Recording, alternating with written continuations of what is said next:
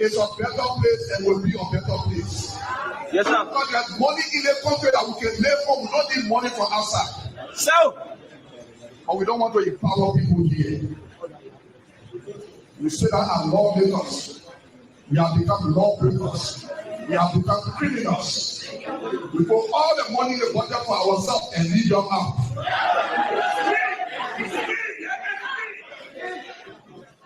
I want to challenge some of your lawmakers. Some people say they want this senator. Gabriel had to go steal to the main store. Oh, so the man wanted for you to go steal from the web post store. Yeah. He said, I'm joining to go steal to the web main store to they get money into the store. They will go take it from there. I said, my man, how many bars for the same leisure? And how can the police catch you now? The police before the man called me back. Now on the 18th, they more. The same man now. Yeah, the same man. The same man who called me on the 18th. Now he said,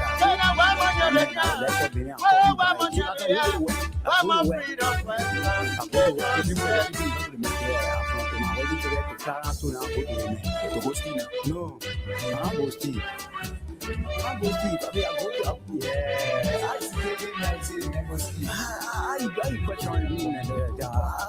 when they were coming, they said they were freedom fighters. When they were coming, they said they were liberators. But when they came here, they changed their mind. When they came here, they changed their mind. What kind of people is what kind of people is so he said, freedom fighter, you raping our women. Freedom fighter, you killing our children. Freedom fighter, you destroying our country.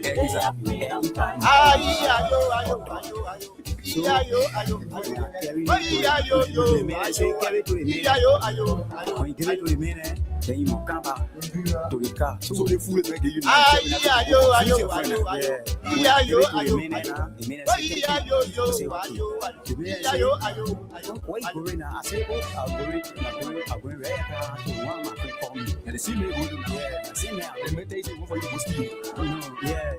So when I go to the man, he said, clean the car. Then when they were coming, they said they were liberators. When they were coming, they said they were liberators. But when they came here, so when I clean the car, you can't wait for me to spend what kind of people? Freedom fighter, you raping our people. I'm a journalist. Freedom fighter, you killing our children. Freedom fighter, you destroying our country.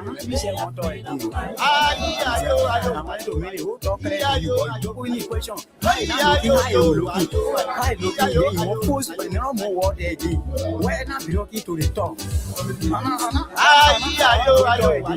And say coming to the office.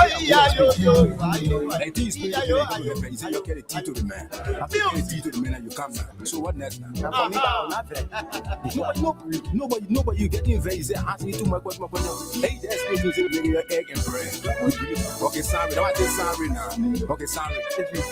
I will not ask you the question. Okay, sorry. Get the answer now. Okay, explain again. I'm not asking no more questions. I'll be like, why? Go to school. The thing they say, you take that. Okay.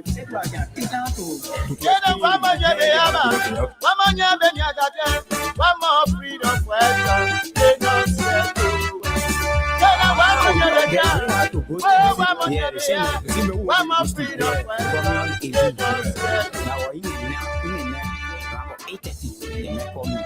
he said, oh, my man, I let you call you by. I go to work. go to where? If you for your working place, you can't do the man. Yeah, I'm from my working area to Clarence to now go to the man. So When they were coming, they said they were freedom fighters. When they were coming, they said they were liberators. But when they you came, question the thing you want for me to explain for you to understand.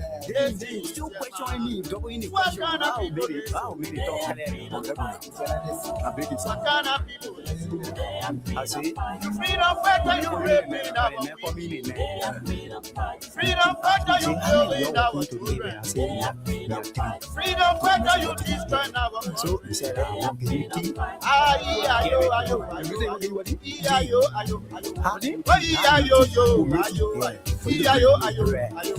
three pieces of bread. We egg is that. We add into my day. So, when you give it to the man, then you come back to the car. So what if you make it now? You carry that to go confuse your friend. Yeah, when I give it to the man, the man say thank you. I say okay. The man say, oh, why you going now? I say, oh, I'll go in. When they were coming, they said they were liberators. Yeah, when they were coming, they said they were liberators. So but when they he came, say, clean the car. Then they are two now. Then they are two. Big G. Yeah. What kind of people they so? They are freedom fighters. What kind of people they so? They are freedom fighters. You freedom fighter, you raping our women. They are freedom fighters. You freedom fighter, you killing our children. They are freedom fighters. Freedom fighter, you destroying our country. They are freedom fighters.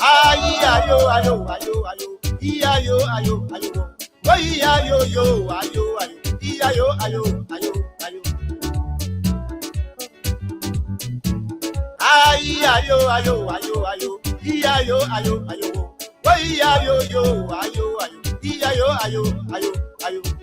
Music. Aha.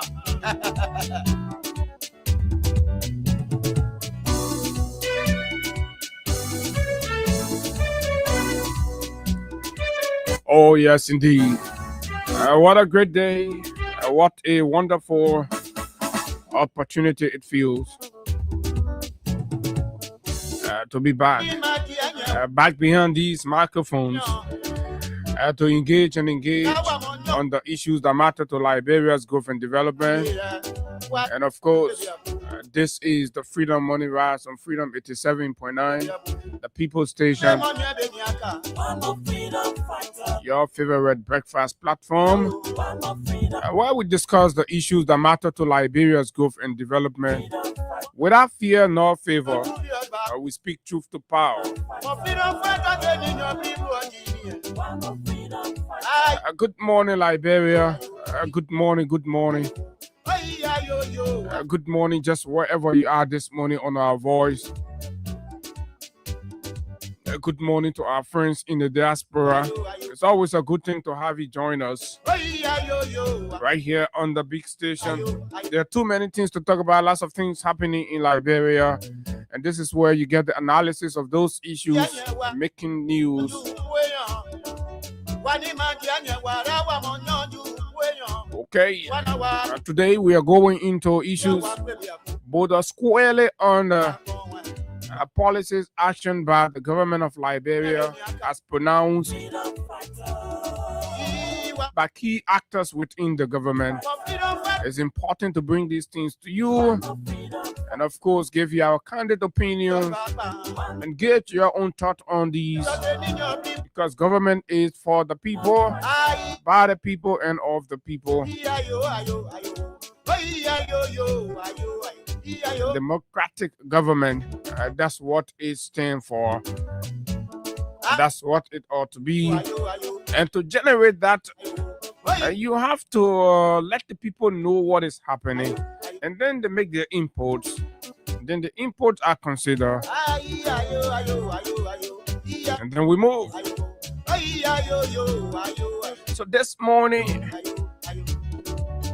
this thing about the justice complex that the president broke ground for, we saw a host of senior official of the Liberian government from the justice system.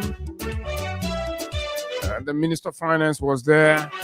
The Justice Minister was there. The President, of course, and other senior cabinet officials They say they were free were all in attendance. when they were coming. What's our They thought? were labor. Is there going to be a money well spent in the face of everything that's happening in the country? What should be our national priority? A $20 million earmarked People they so. for the project? Yes, of course. It is a conversation we need to have to You freedom. ascertain exactly whether that is a smart way of spending the Liberian people money, especially this is such a time, such a condition, and that condition must inform the kind of decision you make.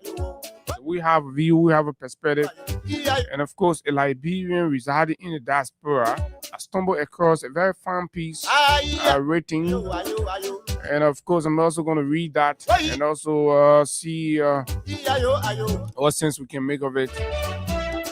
And the subsequent developments about the lack of funding, the lack of contracts, the lack of a new contractor, a blueprint. They say they were laborators. When they were coming, they said That is an honesty issue, and we're going to look at it.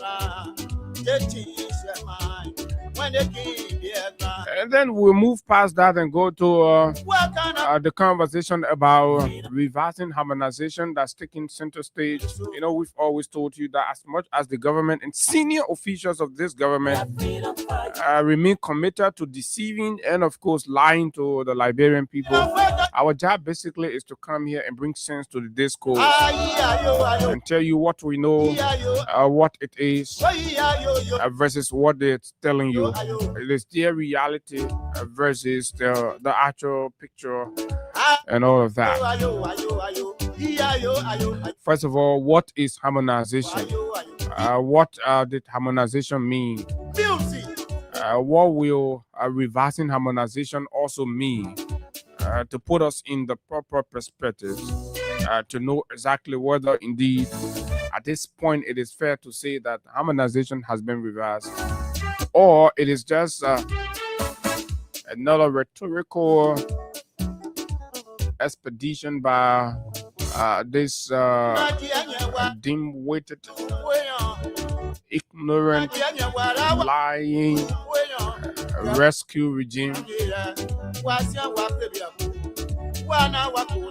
Oh, yes, indeed. And of course, plus other issues making news in Liberia. Mr. Alexander Cummings has been making some rounds, trying to reface, rebuild, represent himself,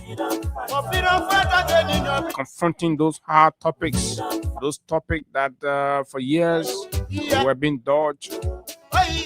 So, you know what? These are some of the most embarrassing characterization in the public.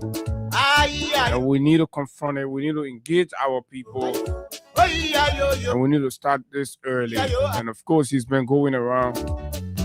We hope and pray that one of these days, and of course, Mr. Cummings will be right here with us as well. You too will have the chance to hear from Mr. Cummings himself.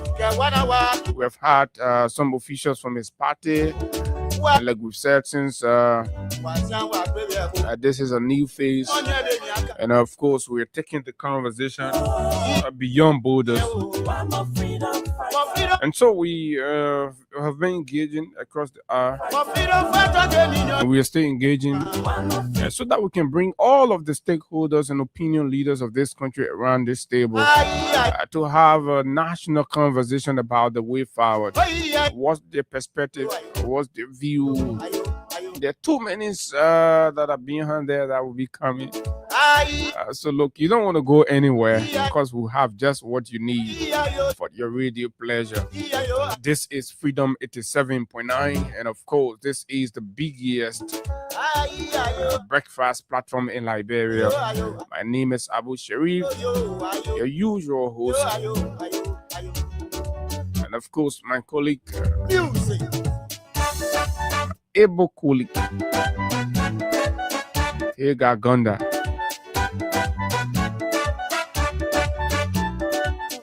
still sorting out some personal issues. And of course, once that is done, the collaboration continues.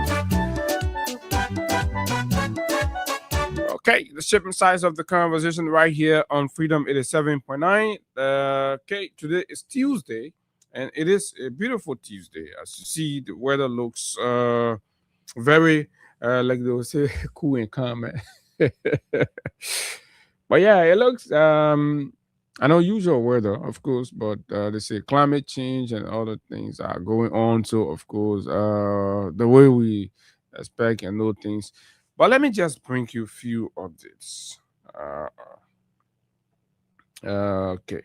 So, BBC reported yesterday and this morning that the son of former Libyan President Saifa Gaddafi was murdered or assassinated in Libya, and in Tripoli also. So the former Libyan president's son is dead. He was murdered. He's been killed. So that's it. So whatever the case, our hats out to the Gaddafi family as they continue to go through, from the father and then the mother. I mean, the son, who was viewed in the eyes of many Libyan as a future leader of the Libyan Republic.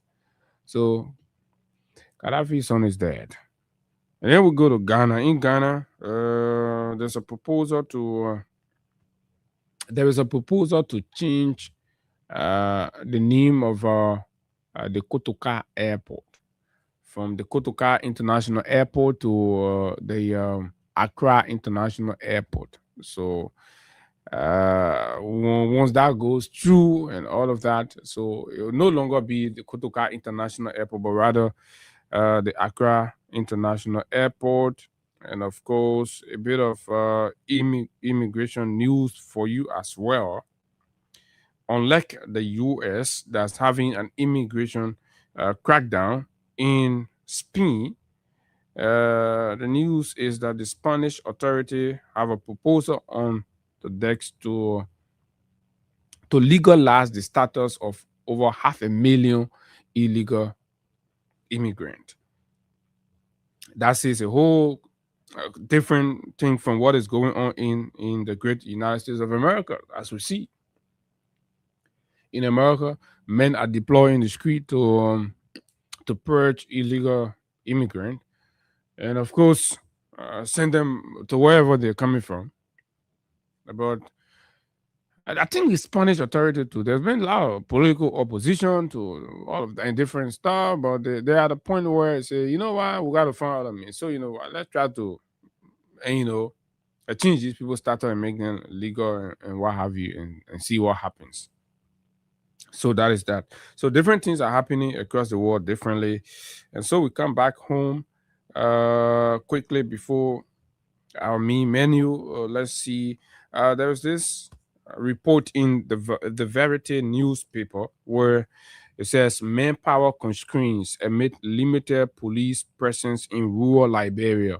And I see the photograph of the Inspector General of the Liberia National Police, Mr. Gregory Coleman, right? So then you begin to ask, with everything we've seen, so where have the focus of the police authority been? All along, you have all these things. Our people, we were here singing song that look, security issue. Our people are left vulnerable. No security for our people. The police are mining concession grounds, concession places, and mining Lebanese merchants and stuff, and leaving our communities vulnerable and all of that, right? There's this report, not a report, but I saw this young man. He's a reporter for the Liberian Investigator. I don't know what part of Monrovia it was, but you have somebody now who has a pre-recorded megaphone with a with public caution in a public space where he has it there, and then he's cautioning people to be mindful of their phones. Hold your phone tight. Keep your phone. Put your phone in the bag. Don't be playing with the phone. Blah blah blah. And so, what does that signal to you? It signal generally that safety and security out there is no longer guaranteed. You have to be your own security. There's a breakdown. The police is only mobilized, right, empowered to go after political critics, political opponents. That's how Gregory has framed the Liberal National Police since he took over the helm of authority. And this is a fact. This is a glaring fact. And he himself is today now admitting that, of course, there's manpower constraints. So please, we don't have plenty of police.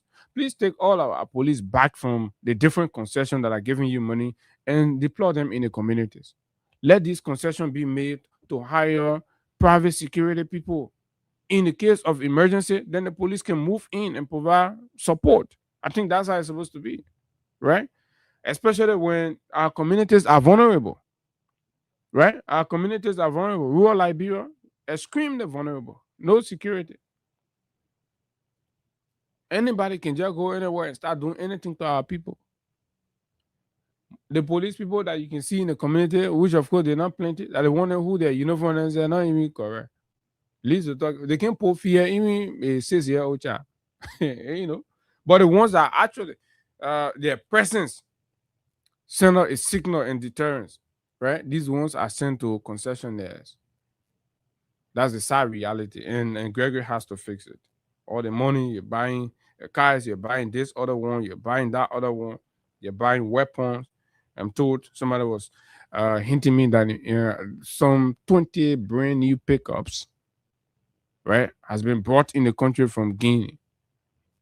We don't know what's the arrangement and all of that is being hoisted somewhere in Dupero there. We're still sending our guys to get the food and detail behind it. But this is not screen the last time the Guinean junta sent some pickups here. They have transitioned now, but we're hearing additional pickups are coming. A government that's only interested in cars, and putting themselves in cars, painting buildings, while the actual realities, the concerns of the people are left unaddressed. No security, no food, and people are just buying cars, brand new cars. Look at the vice president. The vice president brought in a fleet of brand new SUVs for his staff. And remember, he brought it not only for his staff, but people that he want to go after politically. He gave them. We're hearing something about CMC vast chair for mobilization. I'm told the vice president handed him one of the cars. Easy, right? The vice president, I think he's trying to get the guy from CMC. So if you have been following, so the Northern going, or the CMC people, there was a report that they took their pickup from how you call the guy, Mark Billion, the former senatorial candidate in Nimba, right? But the actual account from the party is that what happened normally in their party, all these fleet of vehicles that you see around, they're assigned to individual with CMC drivers and all of that.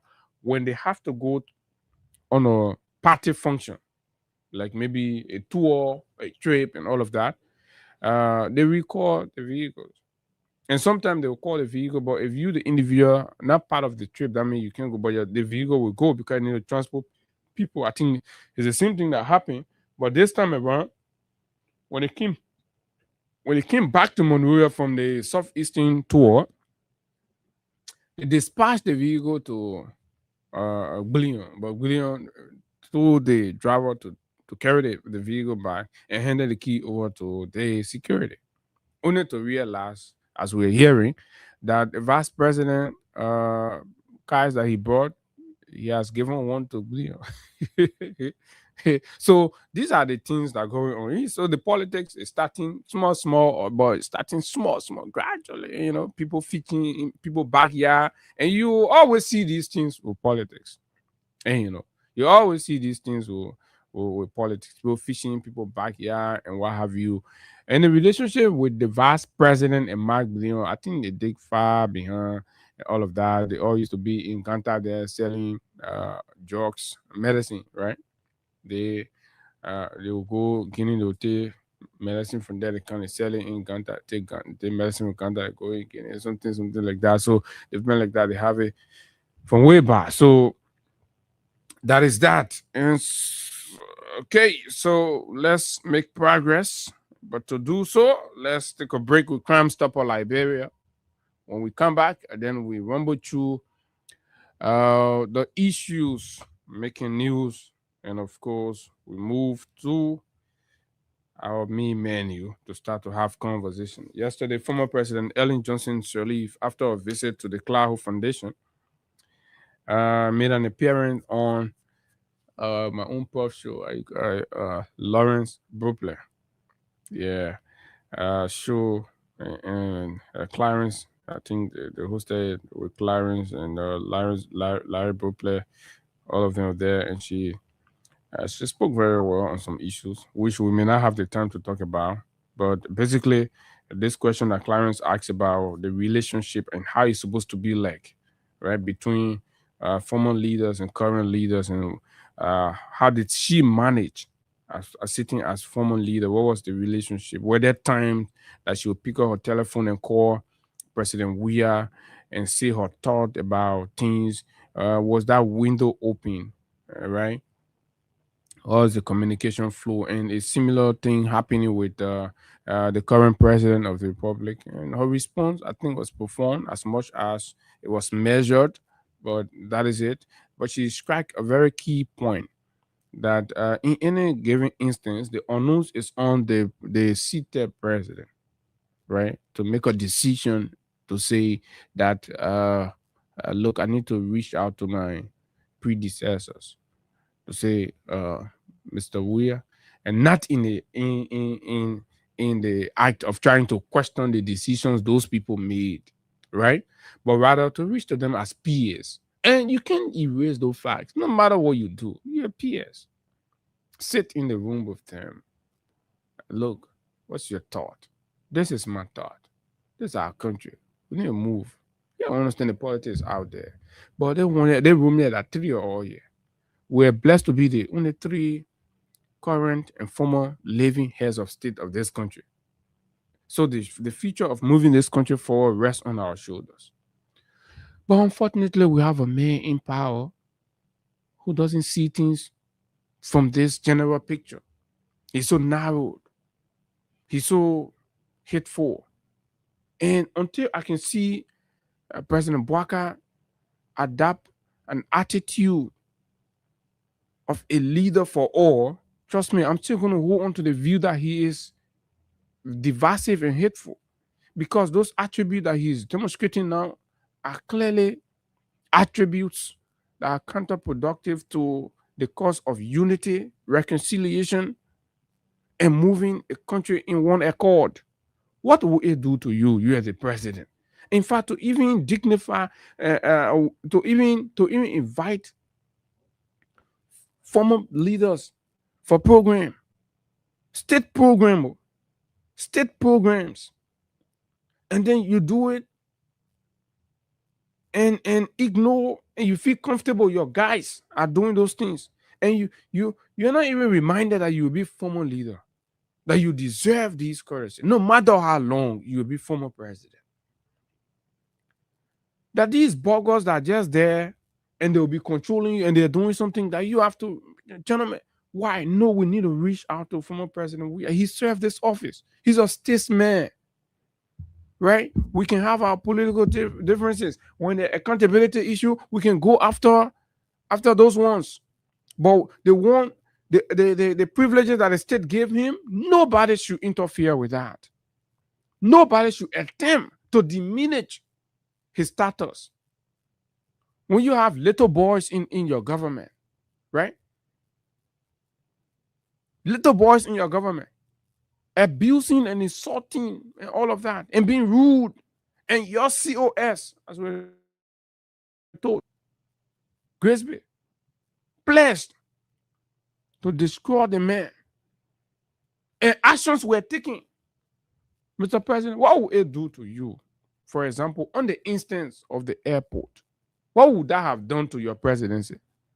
If Judge Weah even going to pass to that VIP lodge, was anybody in Mora going to know whether that VIP lodge we are used or not VIP lodge? Nobody are going to know.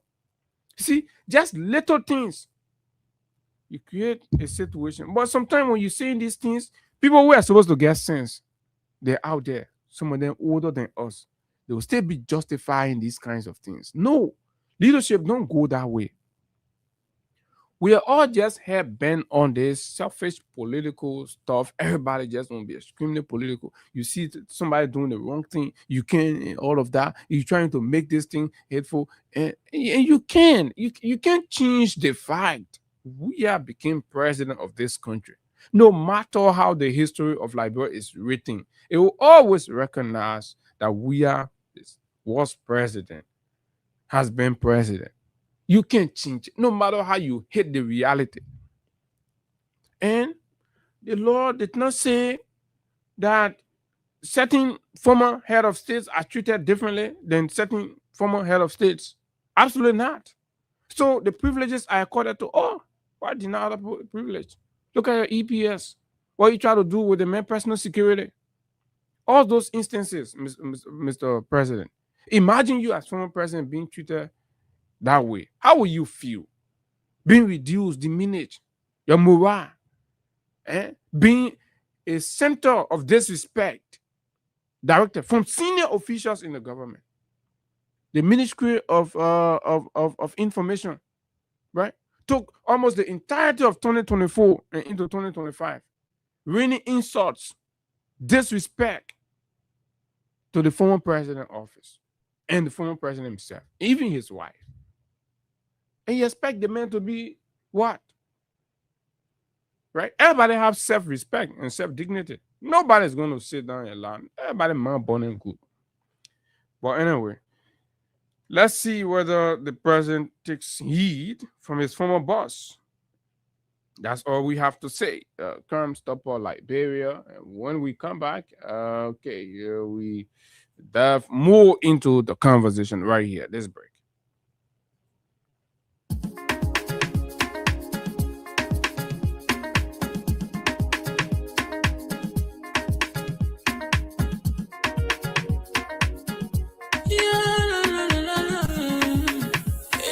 Musical. There are crimes in many places, in every community, you can see. So if you see crime, report it. Don't take law in your hands for the right authority. That it can't take care of it. Crime Stopper here for us, bringing safety to your door. Whether you rich or you poor, if you see a human talking, you cheche. Do it for your safety. If you see it, don't keep it. You must call to report it. Crime Stopper, the people bringing safety to your door. Crime Stopper, stopping crime and making peace for them before. Crime Stopper Liberia, from the center to interior. Crime Stopper, keeping us safe, they're stopping crimes for all of us. Crime Stopper, the people bringing safety to your door. Crime Stopper, stopping crime and making peace for them before. Crime Stopper Liberia, from the center to interior. Crime Stopper, keeping us safe, they're stopping crimes for all of us. Crime Stopper Liberia is your community crime fighting partner. Don't take the law into your own hands. Remember, if you see a crime, report it.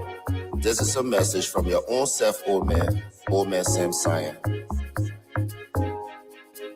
Crime Stopper, the people bringing safety to your door. Crime Stopper, stopping crime and making peace for them before. Crime Stopper Liberia, from the center to interior. Crime Stopper, keeping us safe, they're stopping crimes for all of us. Crime Stopper, the people bringing safety to your door. Crime Stopper, stopping crime and making peace for them before. Crime Stopper Liberia, from the center to interior. Crime Stopper, keeping us safe, they're stopping crimes for all of us. Okay, welcome back. Okay, this is the Freedom Morning Rse on Freedom 87.9. Good morning to our friends out there, the KK Rider, the Taxi Cab, and of course the cyclists, and just all of you that always found the time to play the show and of course carry it. We're very grateful for your support, and it's all because you share in the view and the thoughts that we have about a better Liberia for all in the face of a whole new culture to delineate and of course redefine what citizenship or being a Liberian mean from the prism of partisanship, that you have to be a unity party person to be accorded the due courtesy and of course treatment as a citizen, which of course we believe no, it's not supposed to be that way. The law requires that we can all make choices, we can all decide what we want to be, what we want to do, and that does not interfere with our enjoyment of the basic social services that the government is due us, right? So it's important to know that you're not lesser Liberian citizen because you're riding keke. No, absolutely not. You're not a lesser person simply because where is this thing? Okay, let me see. There's a video. Okay. Okay.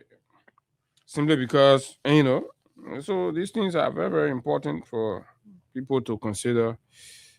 Okay. But look, man, the judicial complex is what we want to talk about. Great idea, great thought, and it looks beautiful. It sounds good, right? Sounds good, and that anybody would like to hear that. For many years, we have had almost all of our stuff in one place.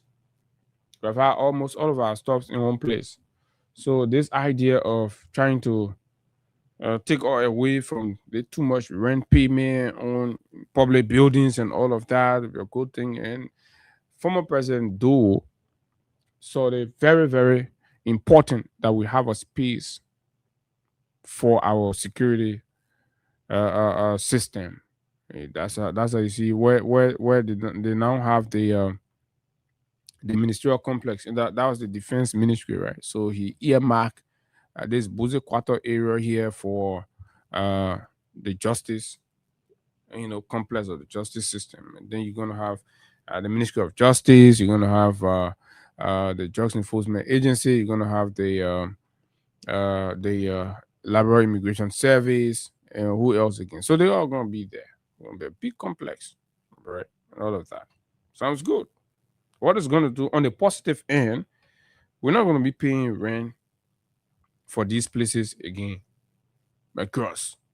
Then the question becomes, paying rent for these places at this time, how much does it cost? Let's put the cost at the ceiling of $3 million annually, or $4 million annually across the whole justice system, those various agencies or ministries that are supposed to be there.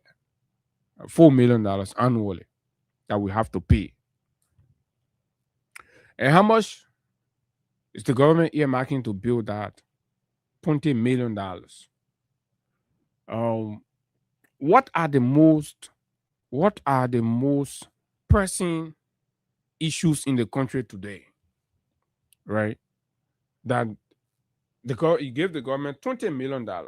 What are the things that the government should spend that money on that makes a direct benefit or impact on the people? Right? Is it that we have complex challenges, but the way you spend the money is important.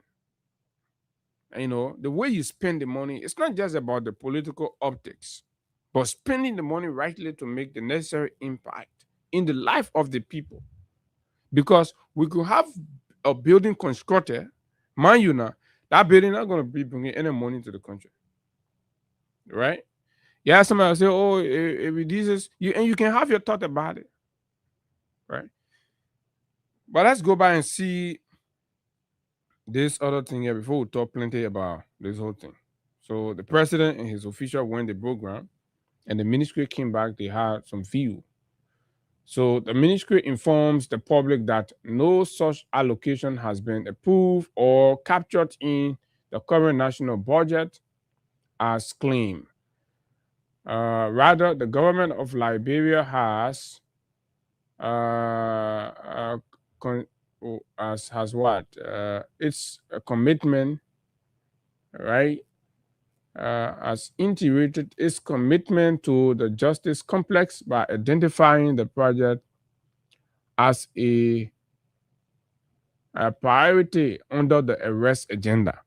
So the government just earmark it as a priority under the agenda and all of that. But no money. Where an indicative amount of US 20 million has been placed to signal government intent and long-term planning.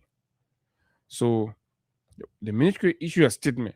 The Ministry of Justice issued a statement subsequently that the $20 million we are talking about and people asking questions about and the whole money to build this place ain't there yet. No money in the budget. They ain't give no money for it, right? But the government only signaled to us that building a justice complex is a priority for them in the arrest agenda. And they have earmarked that they will rally, they will look for $20 million to build it. When? We don't know. How they're going to get the money, we don't know. They haven't said that to us yet. They haven't made allotment or allocation for that yet. And it's important for public information because there is lots of attempt at public disinformation or misinformation, so to speak, right, out there, particularly by political sycophants. And you can understand these are folks that's what they live by. So they will go out, they'll send some narratives out there that are not true. And sometimes it hurts the government in the end, right? Let me say this on their behalf.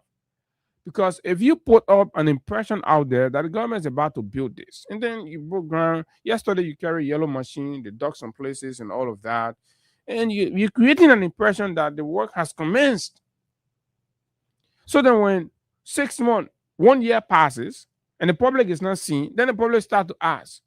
The government lied to us. You said you're building a place here, you can't put yellow machines. And here is it, the place turning like this. The same thing when Mo Ali took office, he started doing. Building, breaking people's structures here that they come and do the water pipe, they come and do this and clearing the drainage, blah, blah, blah. Look at the places, Central Monrovia. They've created sonins all over the place. You break this structure were shielding, some makeshift and stuff. You expose everything and you did not do any work on it because, of course, there's no money. So we're almost at similar thing with this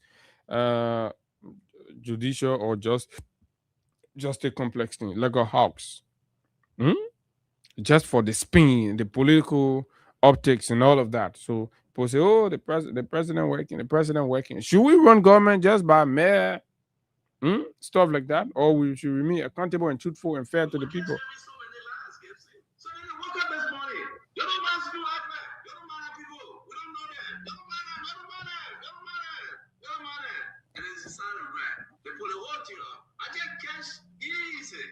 The second line. Let me go to the second line. Quick. Let me make it bigger.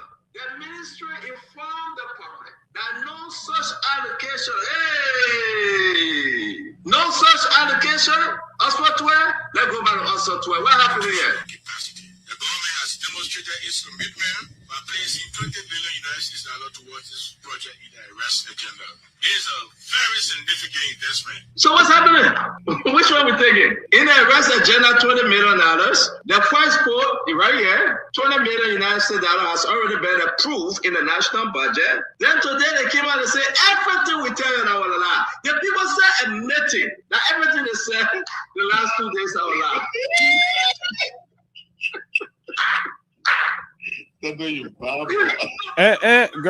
Fellow Liberians, so and you see how our government has turned into some kind of Pandora box, some kind of Mickey Mouse show, right? You see how the most experienced man in the country to be president has reduced the country to a laughing stock.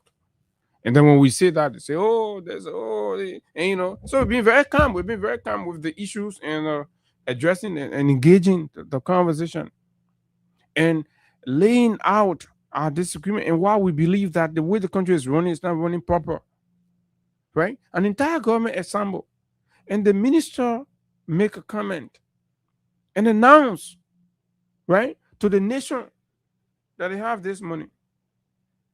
Subsequently, when the questions were being asked by critics and all of that, the ministry issued a statement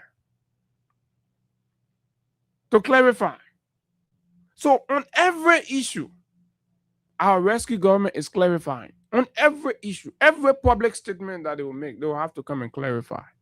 So why do you wear the audacity to lie and deceive the people? Right? Every time you have an opportunity in public discourse and public conversation, you speak all lies, naked lies. You put it out there.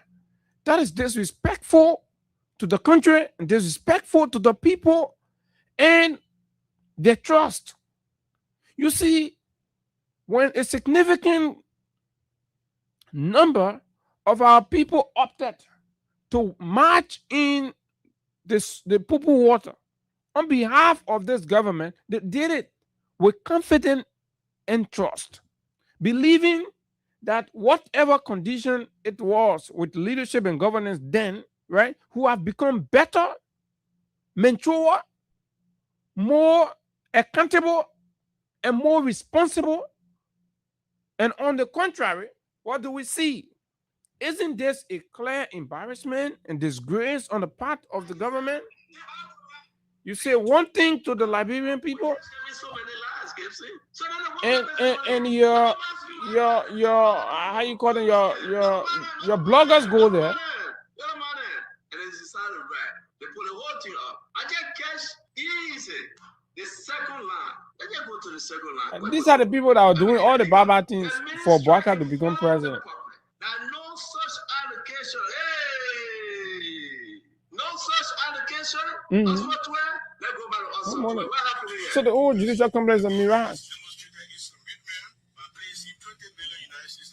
When there's a justice minister, telling the country that the government put 20 million. Which one we taking? In the arrest agenda, $20 million. The first quote right here, $20 million United States dollars has already been approved in the national budget. Then today they came out and say everything we tell you now will lie. The people say admitting that everything they said the last 2 days are lie. Okay, so let's hold it there for you. So when is our justice complex coming? Mr. President, how is it coming? You're not running a private farm here. You're running a country. And accountability is a hallmark of running this country. Accountability is a hallmark. No matter how you're going to bring people, how you're going to consider us, but we're not going to waver on a stance to ensure that public accountability is a hallmark of national governance. And it's important that we keep doing that. So now, but this whole idea, in the face of all of the public debate and concerns about hardship, difficulty, economic quagmire that have involved the entire nation, and people are crying everywhere, to the place people have become immune of hardship. You know what that means? Right? Our immune system has gotten so used to hardship, hunger, pestilence, and disease under the rescue agenda, to the extent where speaking out is no longer an option to some people. You just live through it. Right? So people are just living through it because it is almost clear that there's no solution anywhere. They're not going to find solutions to any of these things, no matter how you shout. And that's how most people are living. So they're just going to be there. They're hungry. When they die, when they survive, some people are dying. Some people are still going through. Because the government is supposed to address the issues about hunger and disease and measles. Children are still catching measles in this day and age. You have a Ministry of Health, and the president will be bragging and saying gibberish about revitalizing the healthcare sector of our country when kids are still dying from malaria and typhoid and fever. Pregnant women are dying giving birth in the country. Mr. President. Right? So let's see what this and this is carried in the closing argument. A concerned Liberian in the diaspora wrote this about this very judicial project. For him, what he thinks is trying to make his own sense of it. And let's see whether you share in with that. Already listened to the deception and contradictions and flip-flop from the government on it. So we didn't even know. So because of that, yesterday they took yellow machine and carried it. Why you won't be lying to your own people? You putting yourself on it, you forced to something, and you can't run government without money. You have to have the money, you have to make the allocation, and it has to be public, and we have to see it. Or do you have other sources that you're going to get the money from? And these sources have to be made public. How are we running the country? And people say they don't care about how the country is being run. But the cost is on posterity to face. The cost of running the country, right? Counterclockwise, history, the burden is on the next generation. Should we sit and allow the irresponsible conduct of these bonsues in power to entrap the future of the country simply because we want to be mediocre, simply because we just want to accommodate, because an old man is president, so we just sit down and allow anything to happen, just anything. His name is Mohammed Kumar, and he wrote this. When President Joseph Boakai broke ground on a $20 million justice complex, many people clapped. A new building, one location, no more rent sounds responsible. But here's the plain truth. When you are poor, you don't spend scarce money on buildings that don't produce anything. You can't eat building. You can't power a city with building. You can't grow an economy with a building. And Liberia is still poor. In fact, abject poor. Let's talk simple math. Let's be generous and say the justice complex saves $5 million a year in rent. Over 20 years, that's $100 million saved. That sounds good until you understand the dirty secret. The building is not being constructed because it is the best economic option. It is being built for other reasons, and I will explain why. Let's hear Mohammed. But first, ask the real question. What else could 20 million do in a country that lacks food security, power, and jobs? Let's slow this down and make it concrete. If Liberia spends 20 million on development today, here is exactly what that money could realistically build using proven technology already operating across Africa. So this is about opening our minds and thinking beyond the box. One, he says, power has to come before production. $5 million can build 5 megawatts of solar power, enough to power a full agro-processing complex, keep cold storage running 24 hours a day, eliminate dependence on diesel generators, and stabilize local electricity supply.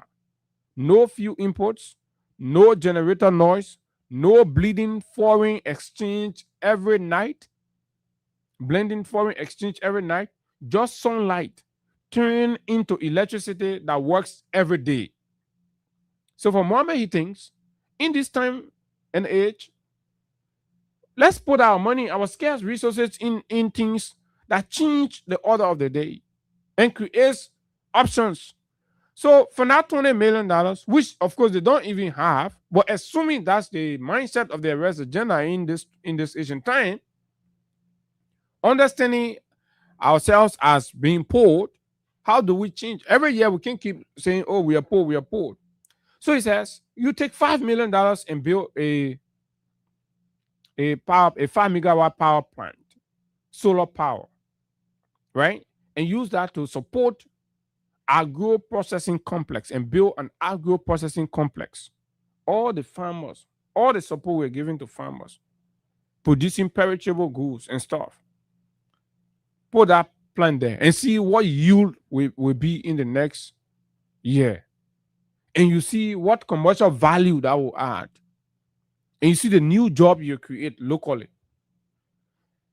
Once power is secure, production becomes possible. The remaining 15 million can build an integrated agricultural processing complex, not a warehouse, but a full system that includes cold storage for fish, poultry, vegetables, and rice milling and packaging facilities, cassava and palm oil processing lands, sorting, grading, and packaging equipments, on-site logistics, loading bays, and storage, and basic worker facilities and housing.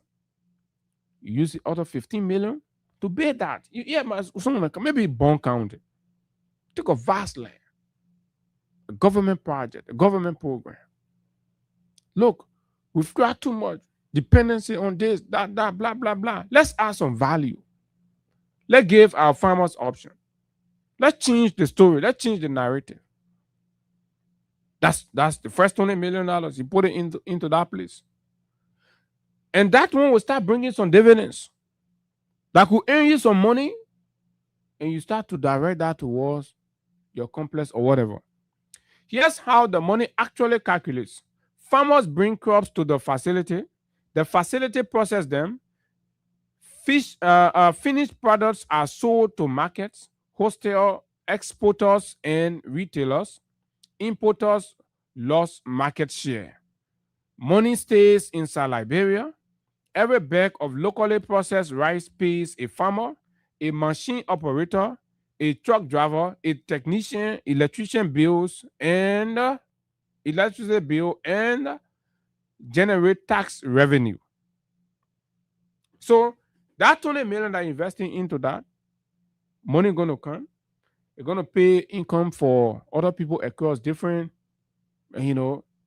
professional team and all that. That's how economics grow. Not with buildings, but with circulation. Put the money somewhere, it circulate, it go around. Conservatively, 120 million system like this produces about 6 million per year. As per Mohammed's calculation, this 20 million, when we invest it right here, put it like he said, we're guaranteed to raise 20 million per year in processing fees and value-added revenue. Creates over 1,000 permanent jobs across farming, processing, logistics, and maintenance. Processes roughly 30,000 tons of local crops annually. Avoid 40 to 50 million per year in food imports, and provides reliable electricity that does not shut down at night. Most importantly, that revenue does not disappear. It funds maintenance, expansion, new facilities, and the next phase of development. One project becomes two becomes four. That is compounding. Now, put that next to the justice complex. Put the benefit of that next to the justice complex.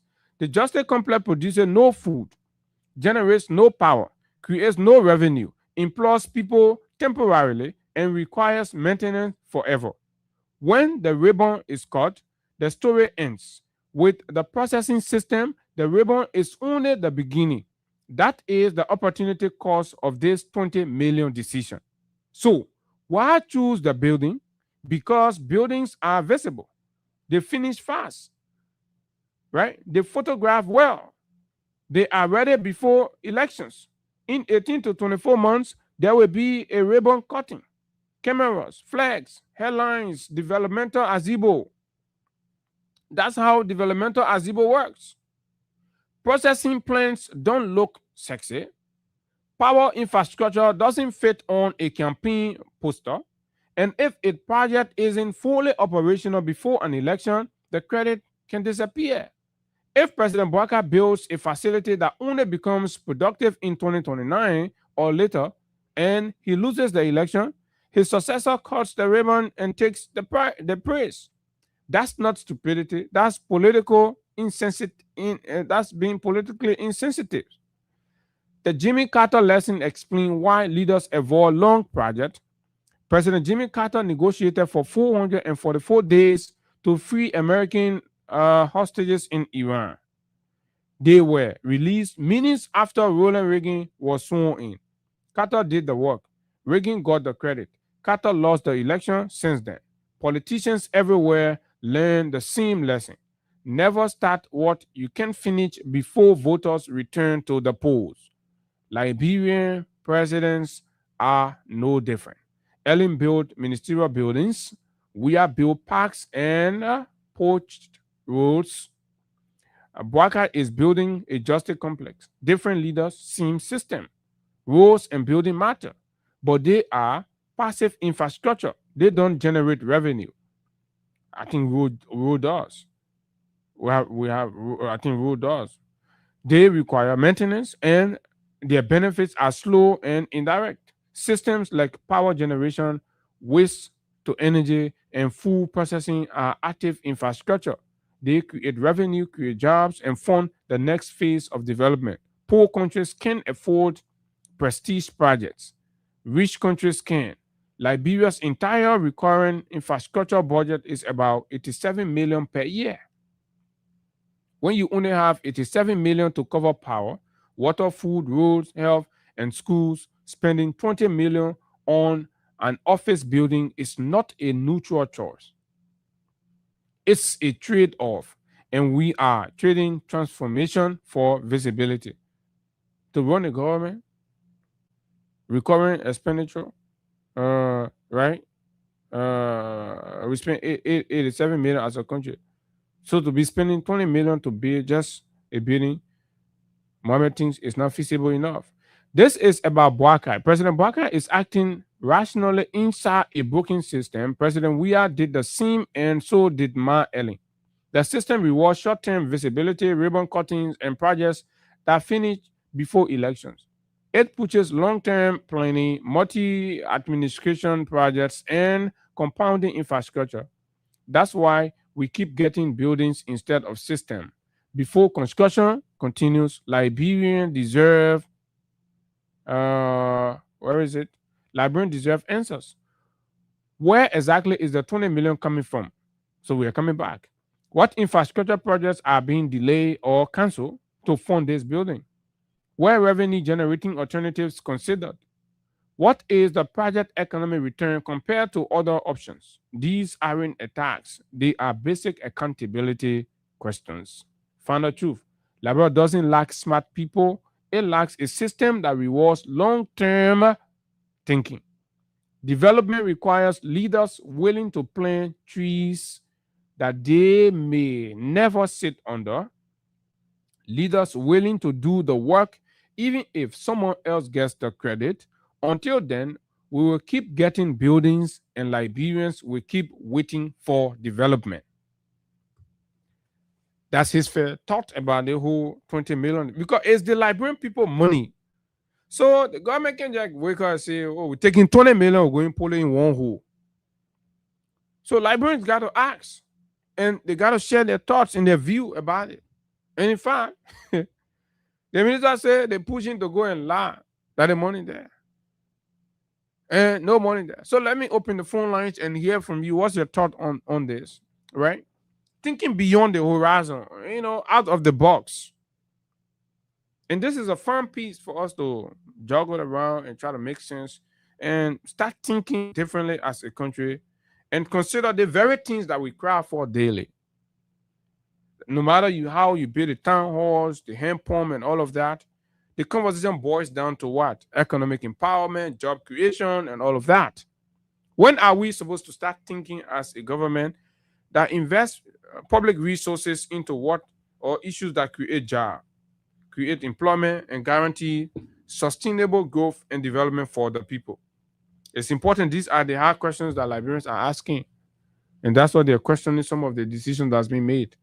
Temporary electoral pleasure, and of course, newspaper headlines versus sustainable projects that truly serve the purpose of economic relief and growth.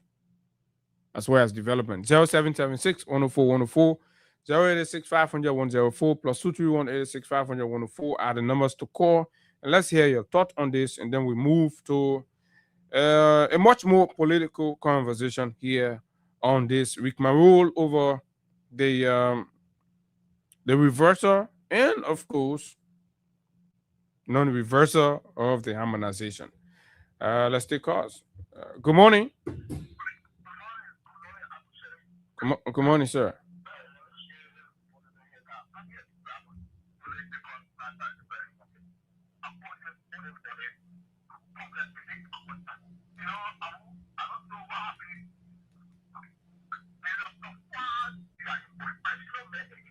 No. We are not talking about Minister Gaffon. Yeah, we're talking about the justice complex. We're not talking about Minister Gaffon. So you have to be able to stick to this topic. If you can, then you wait for Mr. Gaffon on the topic.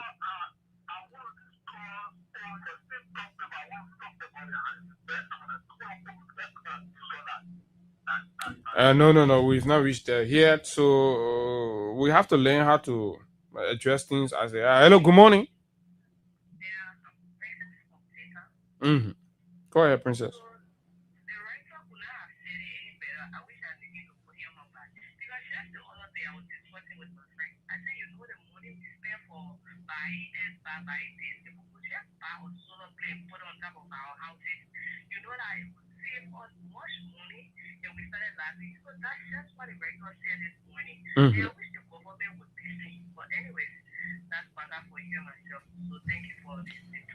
Thank you very much. Good morning.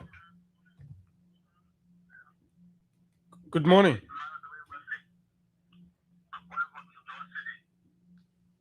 You know, they're going to make it for all of the people. While they take the money for the bill, the complex they are talking about. Okay.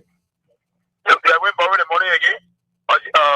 They're going to get agreement, gentleman agreement. So the question is, even if they borrow the money, they're borrowing it on the account of the Liberian people. So it's about how are they using the money? Is that the right way to use the money, or could we consider other things that would be more profitable to the country and create more jobs? Yes. But you take the money to that pay machine complex for who? Where you taking the money from? You know what I'm saying? They put you to play for all of the people. Thank you, Abu and Hida. Okay. Thank you. Thank you very much. Good morning. Good morning. Good morning, sir. Let's hear you. Yeah. So I'm on the line in Abu. And Darren, there was something that you were talking about in the protocol, ministerial complex, and justice complex that was fulfilled. I think there's a bias. They're a little bit confused. He does not know what is the going. Does not have a second data in terms of what is conflict. What is called data is still on paper, but it's not in action. I think what they call rescue data. They usually have no data or anything. How can you come here and say you want to build ministerial for the justice, and the fire service when you do not pay for it? What happened to Mr. Brother? And you want your the question is the Liberian people money. How do we want it to be spent in the face of unemployment, economic hardship? Do we just want a building to be standing that brings nothing back, or we want it to be invested rightly? That's what Mohammed is saying. That's what we're asking. Definitely, Abu. When you take a map of food to the people, they will not say they are marshal. They will say create jobs. Attract investors. Let our people work. Let our people work. Many are eating violence.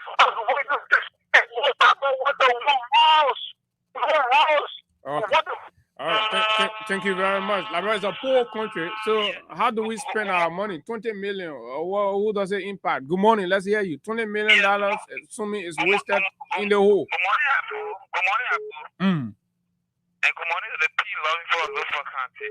Abu, my name is Mohammed Tonzo Fana Jr. Okay. But I joined a conversation from the Japan Sea with Abu. Mr. Bwaka and his lieutenant, they are malfunctioning running our country. He can't run country like in the other directions. But I keep believing Mr. Bwaka and lieutenant are being like people. that elected these people 2023. Thank you for electing Liberian people, Abu. I always enjoy you on your platform. Thank you, bro. Mm-hmm. Good morning. Good morning. Daniel Abu. Good morning, sir. Thank you. I always say this for your service and dedication to your nation. This is the common question.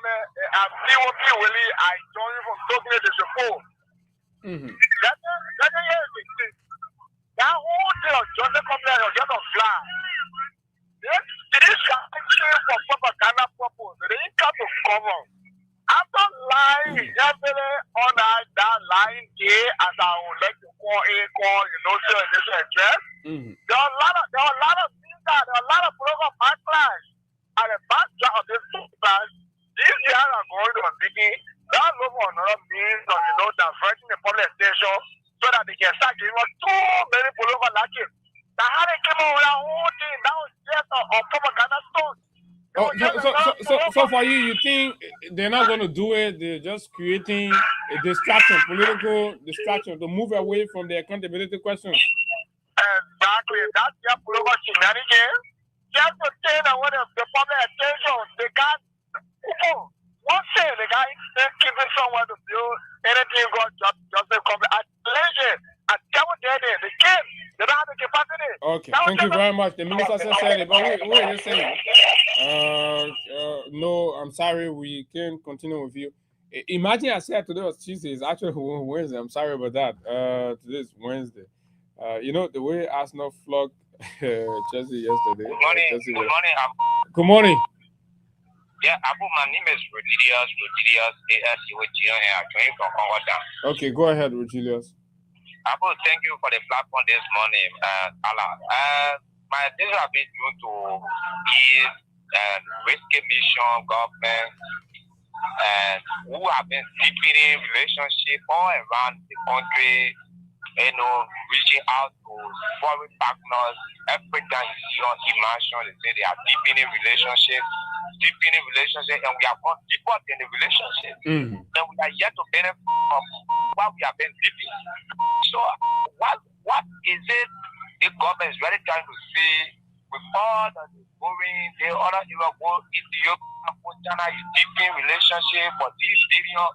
You go America, you call the richest man in America, you call Donald.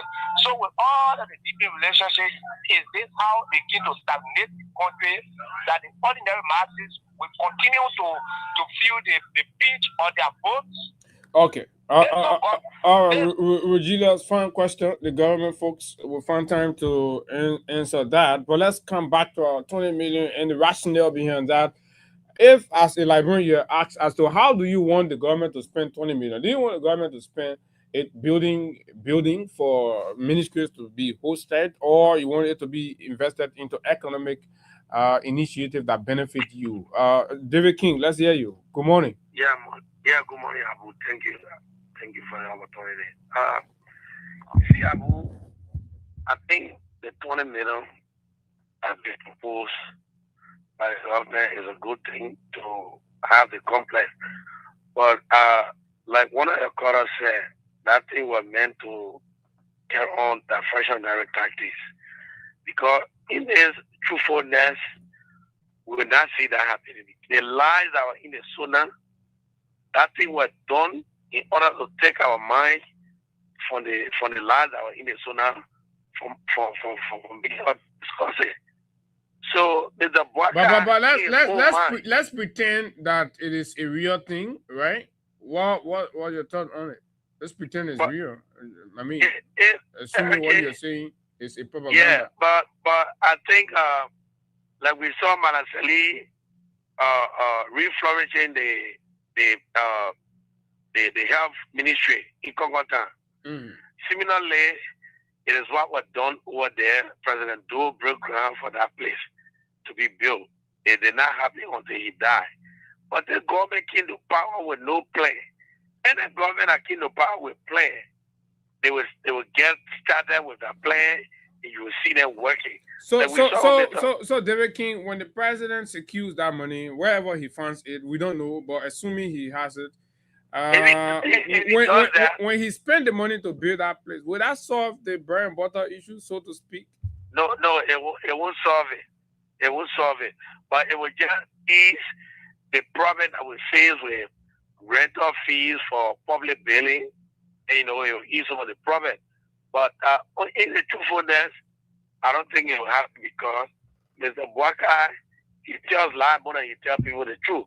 Okay. Nothing will happen different over there, but just to ease the rental fees that we have to pay for offices that are occupied by government. Thank you. All right, thank you very much. And so, economically, how much is that? So somebody says, since the public have been beating on and say, oh, the president he break ground for anything here, we see him bring anything. So the president to jump, say, even though times are high, people are crying, I'll put 20 million in the hole. Let's hear you. Good morning. Yeah, good morning, Abu. Morning, sir. This is the voice. Yeah, this is the voice of Aliyu Alhamdulillah Sankamara. I'm calling you from Lower Margibi. Go ahead. Yeah, Abu.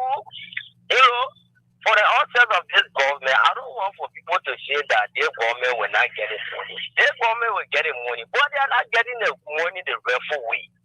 If you look at the state who interpret Abu, you got to say who interpret. They are not contributing to the budget, Abu. This is the area they are going to get some illegal money to bring this money. And you want to say Abu? Okay. The lack of the issue of the yellow budget, the 285 machine that were coming into this country, and were not done the legal way. But remember, the president got some good friends out there too. Yeah, we know Abu, the president got a good plan, but I mean, good friends. I didn't say plan. I know about Baga plan. Okay. I know about friends. You say you got good friend. Good friend wanted to bring machine, but then the French is poor. So maybe you got some other good friends out there. Okay, Abu, if you look at how the government is running, the government is not even looking like a government that they were in power before. A lot of things they are doing, they are illegal. They illegal activities, they are going to continue on the same.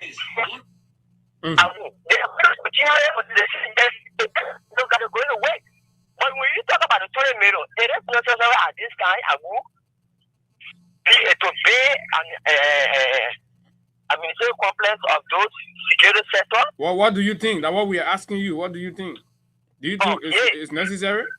Abu, if you can retrospect, during the time of President Weah's first project, they were tangible.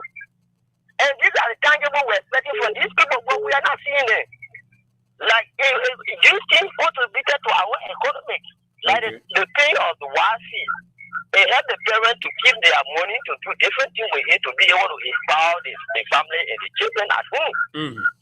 But the level of the administrative complex, the government will be spending money. The government will be raising food to spend money. All right, thank you very much. Fair point. Hello, good morning. Thank you. Morning, Abu. This is Edmund Carr. I'm the visually impaired. Okay. Pushing for the return of President Weah 2029. We have quote unquote $10 million project in Lofa, another $20 million coming online. So I would say that it is important, it is good, but you cannot focus one side and leave another major side that is contributing to the livelihood of the Liberian people. And someone talk about, so they were asking them why did you build your business school, PhD?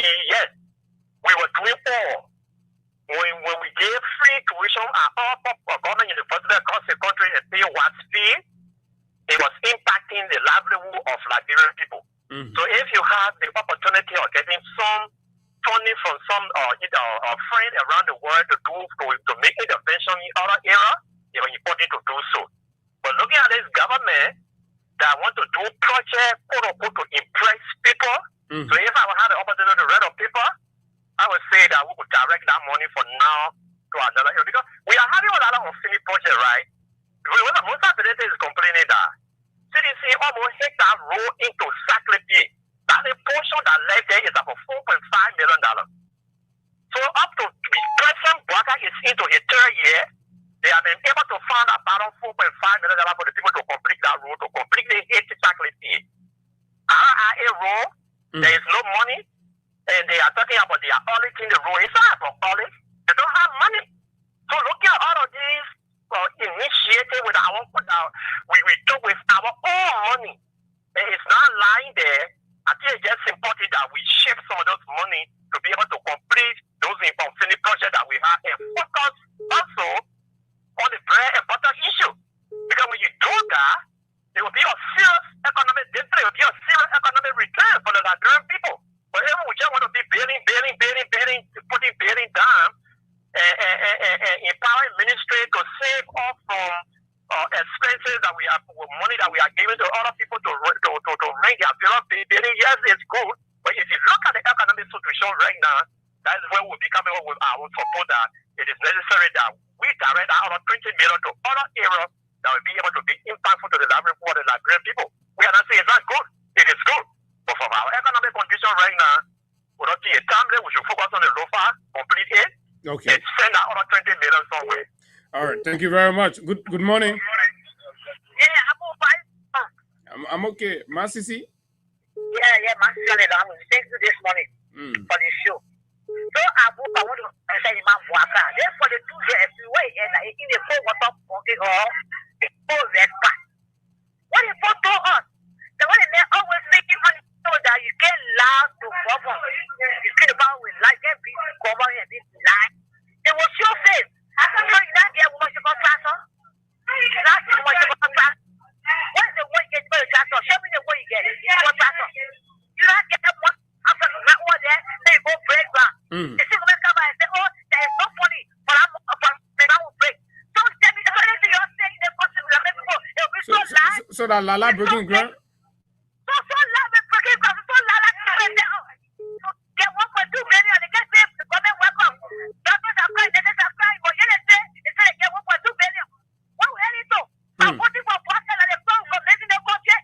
Who are voting for you, say it's 2.0 on you, and say you will win. When you have for 2 years, you say get major, so boy, now you get them from major to the old man. What's going on? Everything will be live. When you go there, one cost your money, one cost your back, and the open cost in school, in the ministry. What will you get from Pascal? What do you say? You have a meeting car, no car for it, but today you can't be able to vote, that you bring the budget. So Masisi, you think Boaga really get time for the economic hardship? The people can be crying and complaining. You think Boaga really get time for it? They better get time because it's full military that will keep bread, but on ministry, you get out of it. So can't say, I take any action. So what if you enjoy it in the law, anything that you got to the night, anything happening, like the government level, the president level, the better in the issue of our bread, what issue? What you do, but just see and say our money, what of it, what of that, what of who? Now what you do? But if we are going to we are there, we're going ahead and put up backward. And we'll see it. So when they say, put up fire to them, that's why you know what's that. And when people go to it, that is the wicked or make that for it. This should be the power, and then no one be very power. So they want that thing, but for Kakao, we'll get Edwardy. So there's no job for them. But they tell you, say, you shall for job, that they bring it. They get well, when you talk for them, for 5 years or 7 years, to the for the sea, if we are saying that they got no job, they get to them for the but to them, and they get a good job. Are you kidding me? You buy your body to them, for get a job, go buy your body. So they come in, then the man says that nothing will happen in the comment there. Nothing will happen to the country. So now they're there. Thank you, Abu, for having me. All right, thank you very much. Okay, good morning. Yeah, Abu, good morning. Good morning, sir. Abu, my name is Krishna Kamara, and I call you this morning from Painesville. You know, Abu, the thing is, we are not against development in our country. So, no, but that's not being against, because even the alternative that we're proposing or others are proposing are equally development too, but those are development that will put money in the pockets of Liberians and create jobs for them, and of course turn the wheel of our economy. Very sure. Now, the thing about the judicial complex is a very good initiative, yes. But this is our critical question. Would this judicial complex address the very important issue? A few days ago, I monitored Amara. Yeah. The expression on the radio was actually the main Okay. He said they should go and they should be bread water on the people. No, that wasn't Amara Kone. It was the Minister of Finance, Augustine Gaffon. That was Gaffon. Okay. Amara would never made that kind of reckless remark. Of course, I know Amara like that. You wouldn't say that. That was Gaffon who said it. Sorry, Gaffon. Augustine Gaffon. And so it was kind of a funny situation because at this point, we expect this government to have a priority, and that priority should focus on addressing the issue of the people's livelihood. Now, only if the brother who wrote, right, he tried to spell out, clearly the ideas that matters. So you cannot tell me for God's sake, if this government really have a priority, then that priority is not targeting to address the economic issues of our people. Then you have a priority that will make impact for 6 years, and you can in 2 years. No. So in my mind, what the government should be prioritizing is create the farm to market rules, pay them off, create economic viability that can make the real impact. You cannot come to tell us say you're going to pay ministerial complex or not complex, and at the end of the day, the poor are just going to pay hunger. What impact are you going to be making? And you got to sustain that ministerial or whatever you call it, judicial complex, going to sustain every budget year. You got to do maintenance and everything. To do other stuff and what have you. So in my mind, what is to be done is let them focus, let them think about making strategy to work, that the issue that will impact people's life directly will be that focus. Thank you for having me. Thank you very much. Well said. And these are the views of Liberians on this. And sometimes it's important to have these conversations where you're able to generate organically the thoughts of the people on some of these things, because government money are to be spent for the benefit of the people. So instead of wasting the money in the minds of many to just build a building that would be cost on the government to an extent, to just relieve yourself of let's say $5 million burden as a country. What about paving the community roads, the farm to market road? Instead of dry season, you put machine on it. Rainy season is poor. Good morning. Yeah. Good morning, Abu. Morning, sir. This is Mr. Cooper calling from Brazil. Go ahead, Mr. Cooper. Look, I want to go straight. I always told you, say, I voted for President Waka on 2020. Yeah. Look, Abu, the first thing is the planning is very poor. Okay. The immigration service and the fire service are operational institutions. The Ministry of Justice by itself is completely administrative. You cannot put these institutions together. Number one. Number two, I think the $20 million, if they had it, is a waste. Okay. It's a waste, complete waste.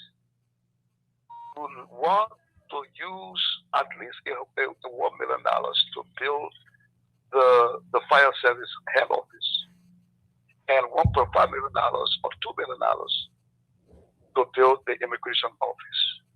You use $2 million to build the Ministry of Justice. You have excess of the money remaining. Why would you want to take $20 million to build the institution? It don't make no sense. It does not make sense. But let me bring you to something. Maybe it's another window for some people to become millionaires too, to grab their own. Yes. Let me tell you what happened. When the president said, when he asked the protocol, can I tell these people to sit down? That was a sign of that nation. They took the president with, look, no administrator would like to go over there. No president or head of an institution would like to go and sit with regular ground without asking major questions. The president is not to himself. The president is not in charge. Why? Is that what you think? Yes. That the president is not to himself? Why do you think so? Because the president remembers nothing. The president lacks the ability to analyze. No, he's lacks it. Yeah, especially when you hear the president asking protocol. Should I tell the people? Say no, that was so alarming. And this is something you press have to pick up. Something is happening. This is a man that spent his age in the government. But we have been talking about it, but the society is structured in a way that when we are talking about it, they try to demonize us. They say, yo, you ask about the president health. But of course, we've said these things time without number. And they're showing there are people who listen to you. There are people who listen and I agree with you. This thing had to be raised. You remember that president went to a program where they invited him on the podium and he turned around and was going on. Mm-hmm. You remember when the president had this program with you journalists and he got in a place and started shaking hands to an empty seat. That's correct. Something is wrong. Oh, Mr. Cooper line has gone down. So, but anyway, so let's hold it there. These are we'll continue this round of so touching national conversation to really get the people come out beyond the politics of UP and CDC or ANC and all that. Let's talk about our country, man. And you know, so let me take the last call in this segment and then we transition. Good morning. Good morning. Good morning.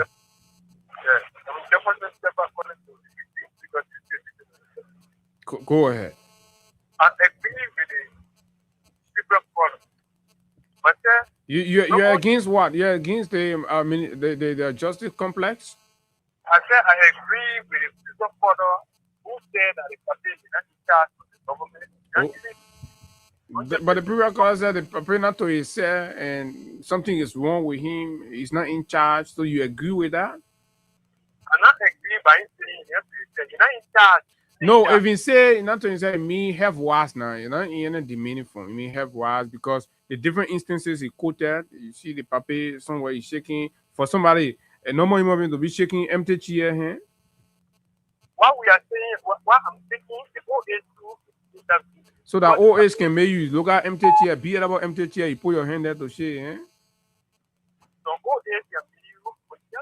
No, that old age can make you to shake empty chair hand. That I want asking. That one, and I know. Thank you. Go ahead. Make your point. If the paper was in charge, all those things are seen. You know, some of these people lying. Somebody can just come and say their own thing. Because go to the paper, looking at it. But other people are doing things that is not the knowledge of the paper. So be friends. But what's the reliance now? When we be saying this thing here all the time, what's the reliance that actually the thing other people doing, they saying the paper don't know about it? The paper said we went and read the sonar. Subsequently, it proved that some of the details in the sonar were untrue. And you say the paper don't know about that. So that means the paper said can rehearse anything, he can review anything they get he jago he stand there, he say it. So you know the project is the people there to put things on their own. They want to have unity party complaint and the ministry complaint is talking about down there. Mm-hmm. Somebody just come up with a own thing, so they talk for the main issue. Then the paper said when there the paper said to the show too. So that mean that picture he painting of the paper said almost agree with the previous caller that the paper not to himself. But the paper, you know, they're using that paper. What do you think they're using him with now? Juju or what? I can't say you know because they're like going for president. He's working. So but nobody tell you say when there's an issue with the president, you can talk about it. No, we're not in that dispensation. That was Dotan and if that time passed. If the issue is about other feature now, so would that be beyond somebody even dumping all in the hole? Would just say we're president? Now I'm saying that old age now.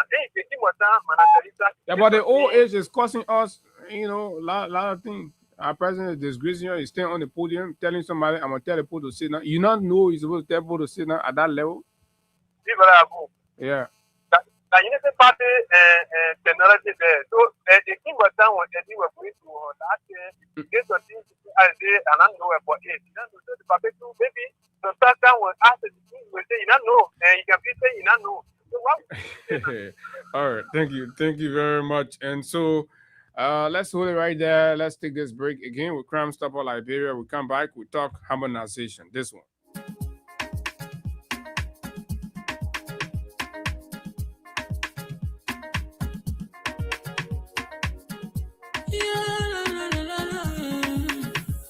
hear my music, there are crowds in many places.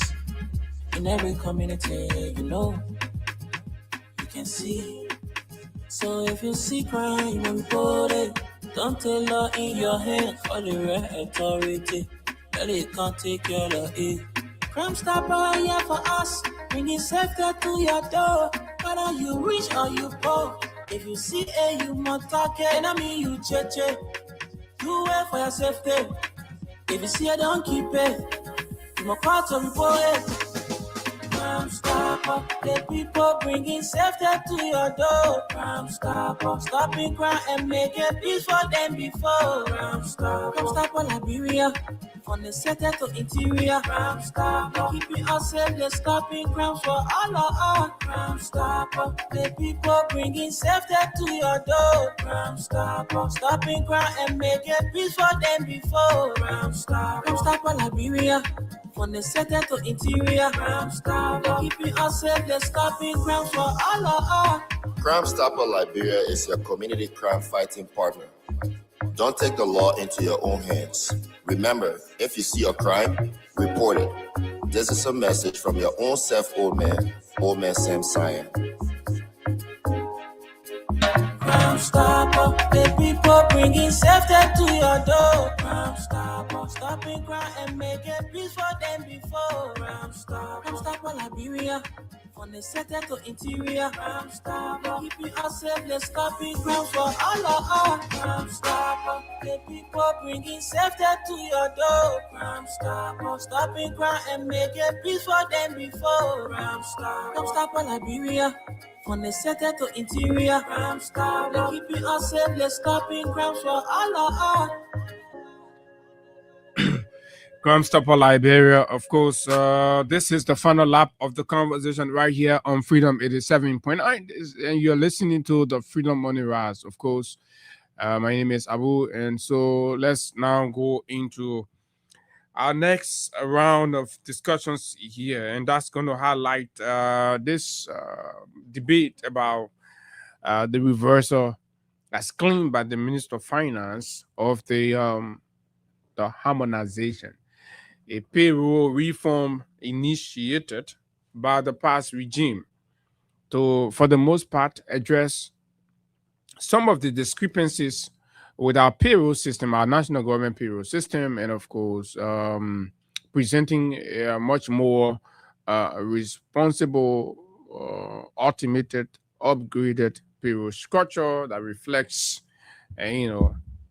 discipline and accountability, unlike what they were as inherited when the former regime took over, according to the architects behind the harmonization. That Liberia payroll system was alarming and, of course, extremely, disjointed. When you have a government running two payroll system, one is discretional, and then the resources of the country that's meant for all of us, welfare and well-being, and then somebody, because the minister will be given the leverage to make a decision on who they bring and how they pay them. I said no. The harmonization sought to set a ceiling and say that it is the government that's going to decide who takes what for what role and what position across all of government. And it is not going to be in the purview of any individual to come and say, okay, I am the Minister of Justice, so I've hired XYZ and I'm going to decide how much I pay them. No, absolutely not. So the new government took over and have continued to pay run by the harmonization. But mind you, it has become a sticky subject simply because when the current team in power were in opposition, they hammered, and of course campaigned vehemently against the harmonization and defamed and of course misinformed the public. The harmonization was bad, it was wicked for the country, only resting their arguments on the point where the harmonization affected salaries of those fat earners and brought it down, right, to reach, a point of equilibrium across sector and across positions and all of that. So drivers all across. So if you used to be a driver for Minister X and then honor the old payroll system with the Unity Party, Elling and Bwakai, that ministry used to pay driver $1,000 or $2,000. Harmonization brought you or to the scene level, let's just say 500 or 700 across all ministerial levels, right? I'm just showing you numbers. So now, this debate has ensued. So it almost became like a challenge. So when the CDC was defeated, the CDC said, we did something for the country. We instituted a policy. We thought about something with our partners, right? To addressing this whole hollow baloo about bloated payroll and, inflated figures for just paying staff and people working in the government. And it was alarming to our partners. So we worked a solution out. But then you politicize it. You made it look like, and people were not prepared to even reason around it, and they said, oh, yes. So now that you come, so go and undo it. But mind you, it became a law, it passed and got signed into law. So harmonization is a whole law, right? So reversal of harmonization also means, right, undoing the law. So harmonization did not mean, in essence, from how it has been communicated, harmonization did not mean that as a Liberian government, you will never ever increase salary anymore. Salary will remain here forever and ever. And harmonization was introduced as an austerity to curb and cap government spending or salary, and have a baseline across different levels of government works and all of that. But it wasn't that as of the introduction of harmonization, nobody, no government will increase salary anywhere. No. Versus how UP apologists and rescue multi-banks are trying to paint the picture as if to say, if an action is taken at any level to increase salary, that means harmonization have been, reversed. That is playing on the intelligence of the people. And it is absolutely intellectually dishonest. And we need to be clear and we need to be factual and be real with it so that what we say matches with what is actually happening out there. Right? And to clearly understand these things, the population have to depoliticize to an extent. You have to leave the politics to an extent, because you are giving the politicians the leverage to always ride you, because you're falling to the playbook. You're refusing to ask the hard questions on those in power simply because you think, you're trying to satisfy your political sentiments. And country got to move beyond political sentiment. Until Liberia is prepared to do that, irrespective of who's in power, right? The citizens themselves. Forget about those people you call, that the BB politicians. No, they will not ask. They will always protect their interests. But you, the ordinary people, have to always, when you listen to us, we open your eyes on these things, we tell you, this is it, this is it. And you start to ask a question about that. When you start to ask the politicians, and they say, the people getting conscientized. They're asking a critical question, then they will do the right things. So that was now harmonization as UP folks are trying to make it. So, and nobody's saying we always need an environment where people can think and always uncover and innovate new strategy, new, improve, and effective strategy on running the government. If the CDC thought in that direction was to introduce harmonization, right?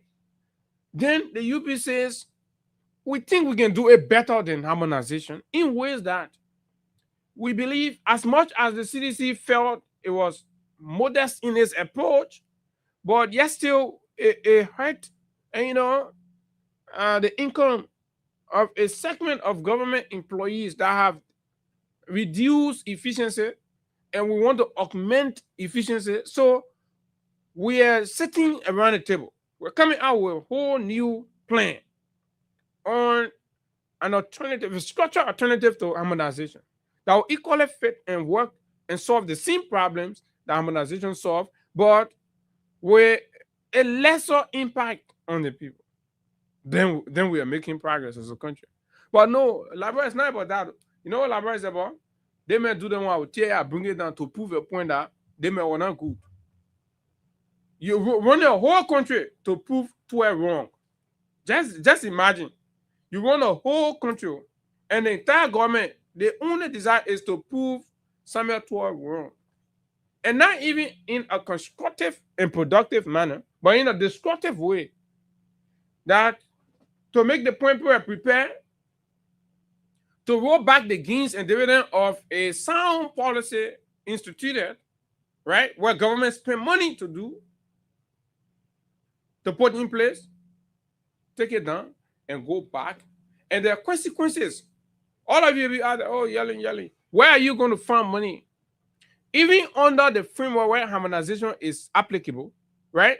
Look at the percentage of the national budget that goes to PSRP.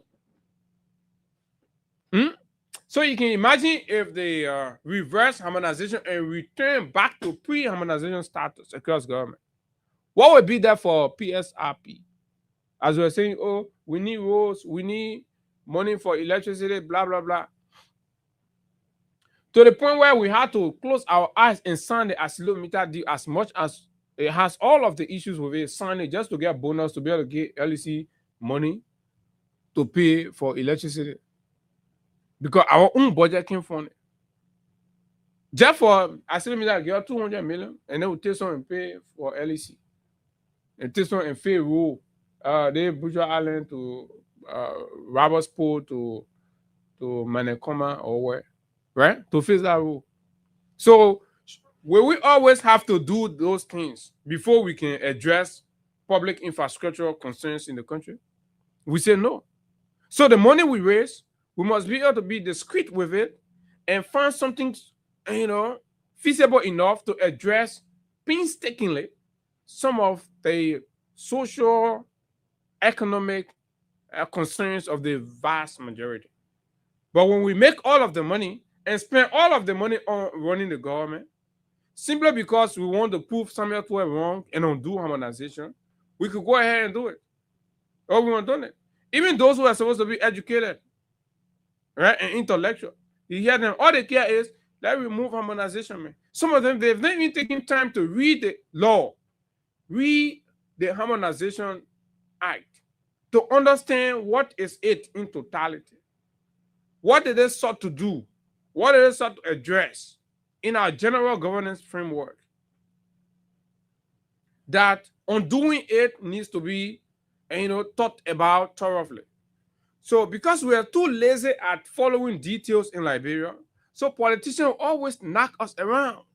They always knock us around. And politicians love, lazy people. They ride them.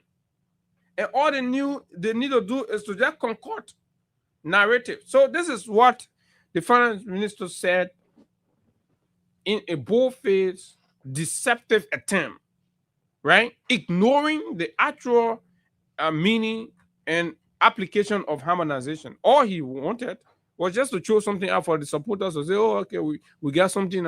Whenever to and say you can remove harmonization as a country, we'll say, oh, we'll finish on doing it to the other place, So we're coming for the other place. Will we even see that? But let's see. He says, we reverse harmonization at LACC in the budget. We have reversed harmonization at the GAC. For the Supreme Court and judges, we have reversed harmonization. LDEA workers will receive pay increases this year. We are reversing harmonization gingerly, right? So for him, every time government makes an attempt to increase salary, he has reversed harmonization because politically, that's how they made harmonization to look like harmonization was a barrier to increasing salary, even though health workers and doctor salaries and teacher salaries under the CDC administration were increased, but they did not say that was a reversal of harmonization. And even though the harmonization law is still on the book, but Gaffron, that's supposed to be very educated, right, sits on public radio, ignores the facts, deliberately deceive the people, and lie out there and say he has reversed harmonization, but the law granting and permitting harmonization in our country still remains on the book. So what sort of smart intelligence is that? Now, let's see what former finance minister Samuel Toure said about those comments he made. It's important. Let's read it. Right? So, and Samuel Toure came back after listening to what the minister said. He said, Minister Gaffron, firstly, LSCC and GSC were never harmonized. So for somebody who have read the entire harmonization paper, you'll be able to know whether these institutions that the Minister of Finance listed as being harmonized are actually or were actually captured under harmonization first to begin with. So the man who was at the center of it, the minister then, responded to say that first of all, these areas that you are naming were not institutions captured under harmonization for basic reasons. These institutions already had one pay system. According to the Minister Toure, right? The central goal of harmonization was to synchronize GOL payroll from double payroll system to one. So these institutions that you've named, LSCC and GSC, when we came and embarked on harmonization, they already had one payroll system. So it was needless to harmonize them. The harmonization reform only applied a standard pay grade to their pay system, right? So for those institutions, harmonization acted only to reform the standard of pay or their pay grade system. This means they were now following a rule-based system to hire and pay people. That's what harmonization sought to do in those institutions. Set the rules on how you can hire and how you can pay people. But you did not have two payroll systems that we needed to integrate into the harmonization program to say we harmonize you. No. But what harmonization sought to do is to set a system on how you can hire and pay people at those institutions. Right? Outside a generally enforced equity-enhanced rule-based pay grade. This means they were now following a rule-based system to hire and pay people, not the arbitrary discretion of paying outside a generally enforced equity-enhanced rule-based system. So before, most of the government institutions were operating arbitrarily in terms of payment and stuff, without any equity, without any rule. Somebody just jump out because they're close to the president, they're a powerful minister, and they decide who gets what. Was that a fair way to run a country? We say no. And since they were integrated institutions, those LSCC, the LSCC and GSC, they were integrated institutions. The LSCC and GSC were never subjected to control exercised upon the more than 1,000 GOL entities that are part of central government. So these people, you can control them because they have some degree of autonomy. Secondly, as we have said time and again, reversing harmonization is not increasing salary. In its first year, harmonization increased the salary of 15,000 workers, and over the next 3 years, about 45,000 GOL workers got a pay increase, including UL instructors whose pay went up by more than 60%. And there are UL lecturers here who are made to you. Right? Under harmonization and CDC, people's salaries were increased. So how come now, under GAFON, increment in salary means reversal of harmonization? Well, what sort of logic is that? And when we tell you that GAFON is just some kind of overhype, from the day he took over, I've always said that he is some kind of overhyped. These were the people that were being used and, were brainwashed to believing that there's some kind of intelligent people. They're absolutely not. GAFON is not an intelligent man. GAFON is not what people try to make him look like. So reversing harmonization means bringing back the basic salary and general allowance systems that harmonization ended. So, at these institutions, GAFON mentioned, can his quote unquote what you might call them there, consultants, Vandala Patrick, Lloyd, Fadiga. Look at the men who are consulting them. Look at the caliber of consulting you get. Political noise makers. Collect them, put them and say, oh, they're economic consultants. Right? So can a consultant come now to tell us that at these institutions mentioned, we now have both basic and general allowance payroll system restored to begin with? Today, 12 further, we will simplify for you and your staff what reversal means by giving the public an appreciation of the system harmonization ended. We compare the before harmonization and the after harmonization salary of a typical worker, call him John Peter, and this before and after personal income tax, the PRT. Because the PRT deductions, people started also using that as harmonization and something. So for John Peter, right, gross monthly basic salary before harmonization in LD was $18,750. John's gross annual pay in LD was $225,000. John's annual tax using the PRT table, LD, was $10,250. So $225,000 minus $200,000 times 15, parenthesis close 15%, plus close 6,500. General allowance paid, and they one we thought that the basic salary. Then you come to John general allowance paid. Before harmonization, that's how it was looking. John general allowance in USD is US $150, but John is taking 200 in this, right?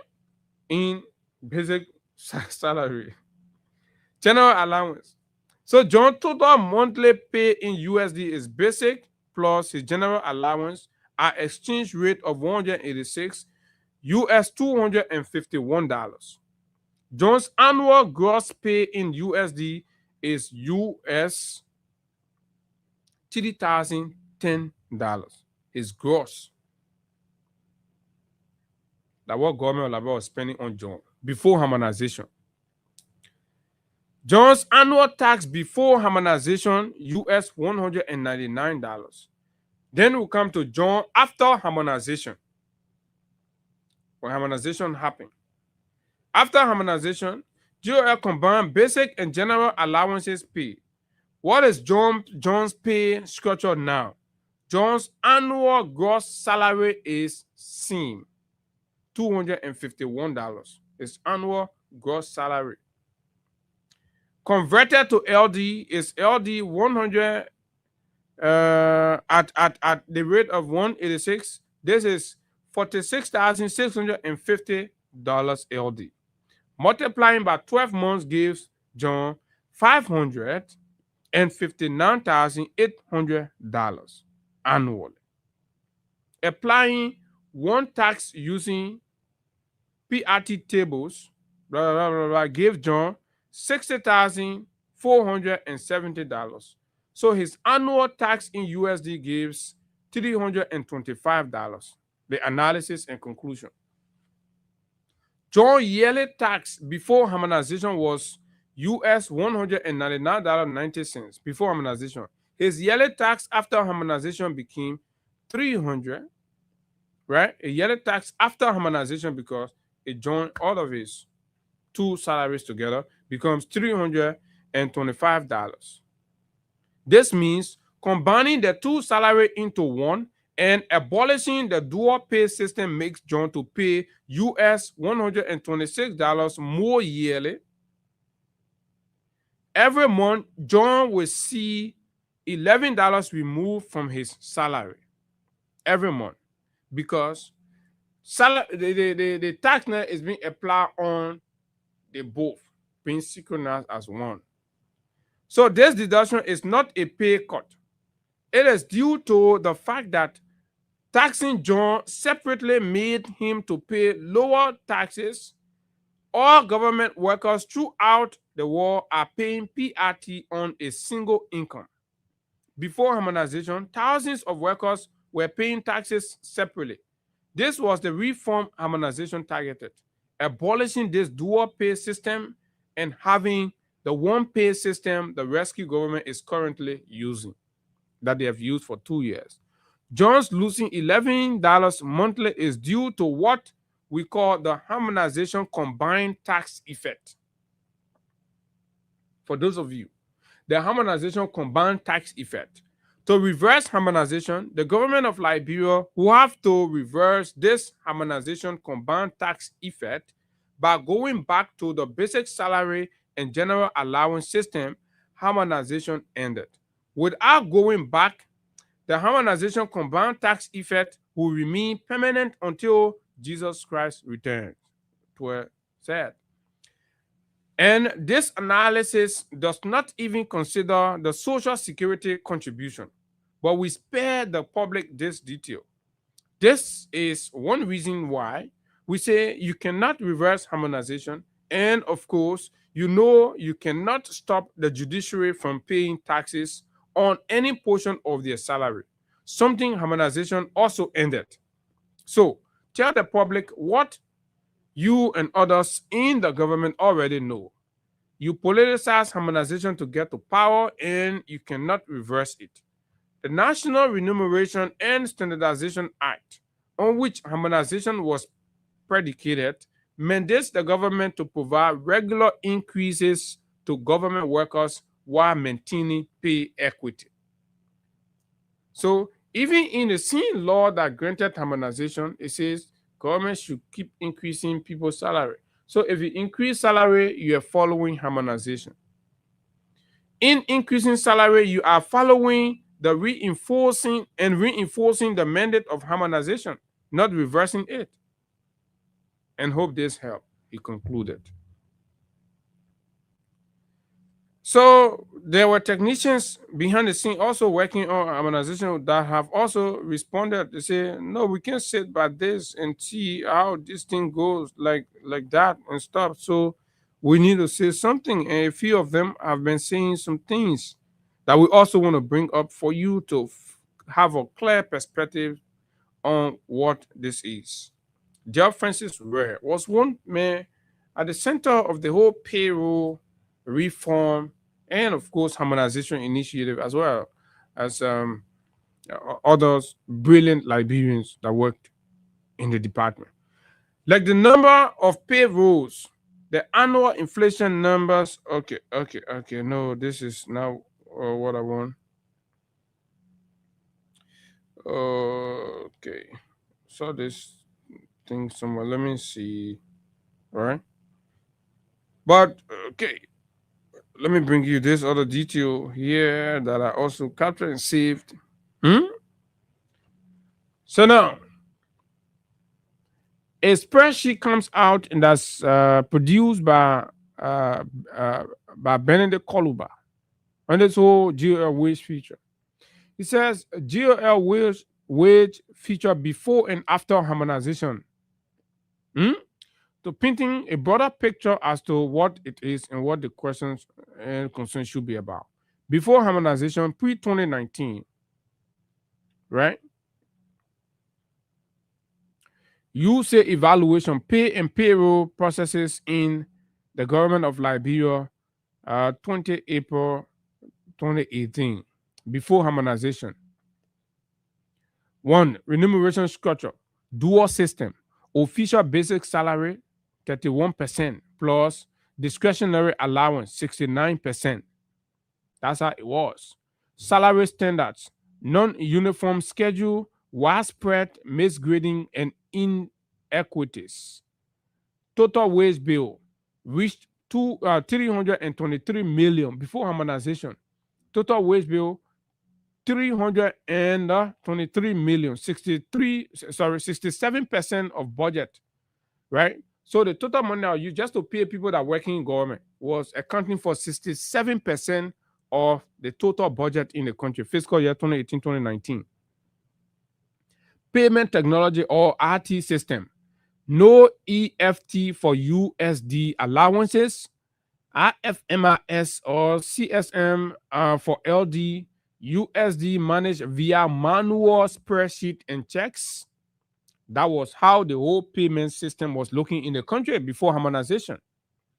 Payment schemes, fragmented, official salaries, LD, and allowances processed separately, right?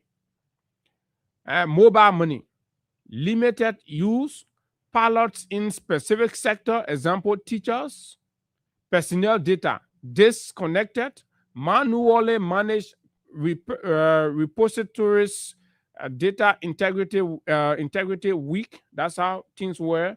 Unique identifiers or verification. Pre-harmonization, under the subject unique identifier to identify government worker and be able to verify. So the system lack unique numerical IDs, rely on manual cross-check that's subject to human error and all of that. So somebody can just sit down and just manually say, okay, yeah, they won't pay, they want a government worker without any verification.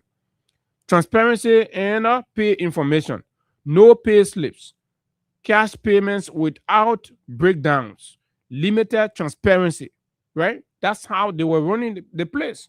That's how the whole system was. Institutional control, hard discretionary power for agency heads to award allowances. Pre-harmonization, agency head will determine, they will just get their concubines, their girlfriends, they put them places. That's how United Party was running the place. And that's how they politicized the whole reform. They didn't want the reform to be that way because they want the system to work for a few elite and they should all just be the one to benefit. Equity outcomes, right?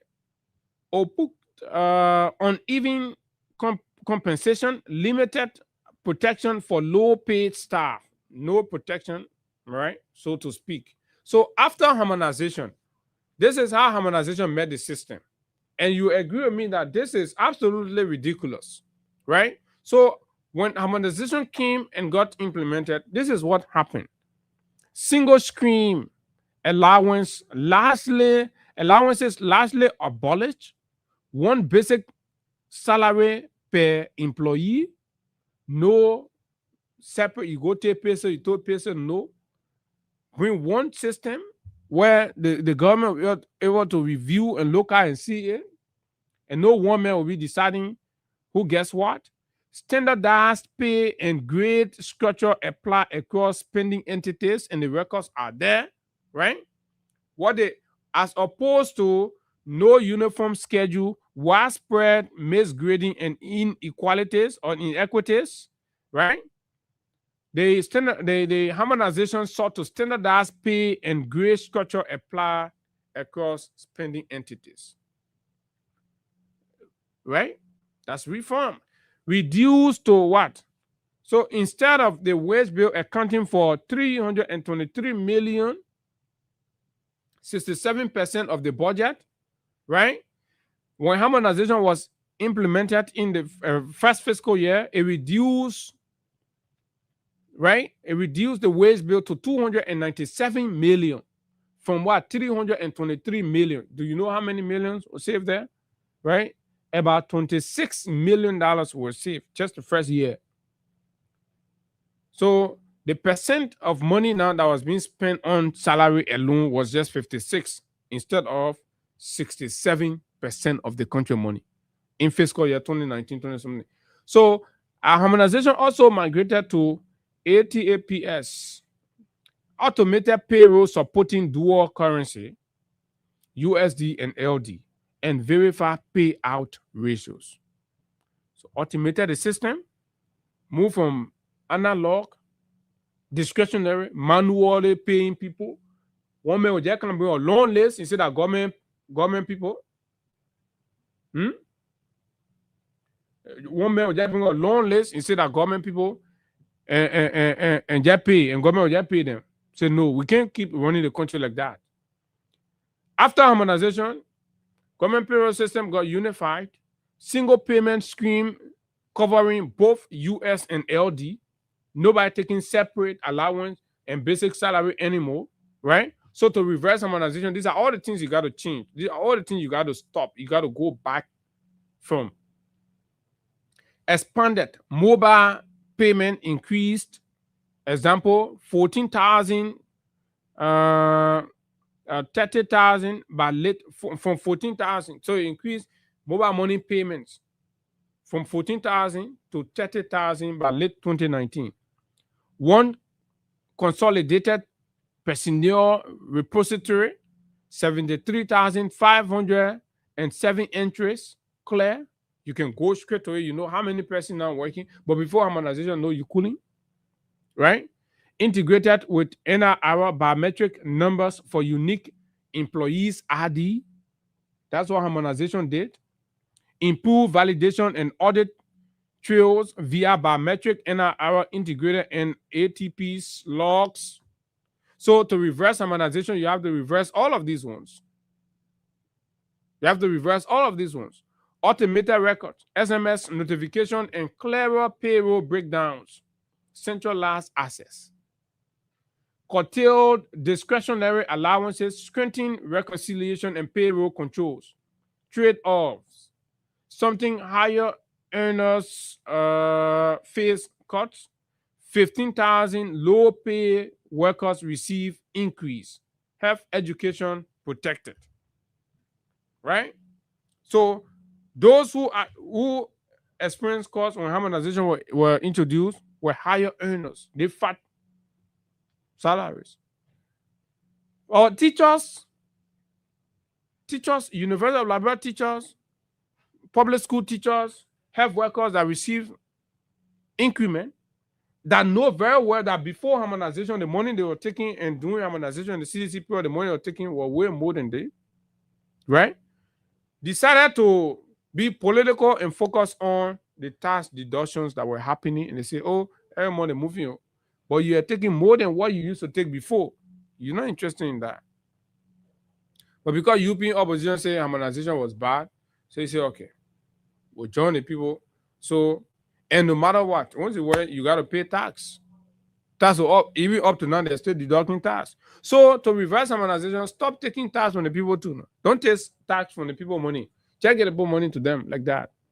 0776-104-104, plus 231-865-104 are the numbers to call. Basically, what we seek in public service is honesty, transparency, and integrity. Let our officials stop lying and tell us the things as they are, and stop taking the Liberian people for play toys.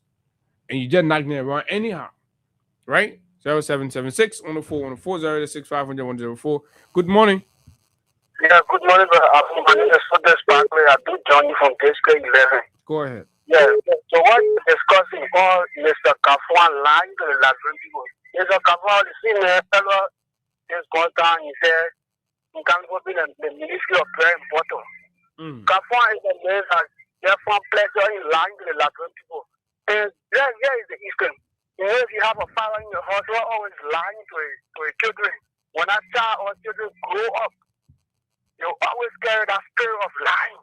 So, Gafon has got that system for the excellence, the bishop, the bishop, the deacon, for the Baptist church, for the 7 years, for the old man, they always lie. They lie to the legislature the whole time.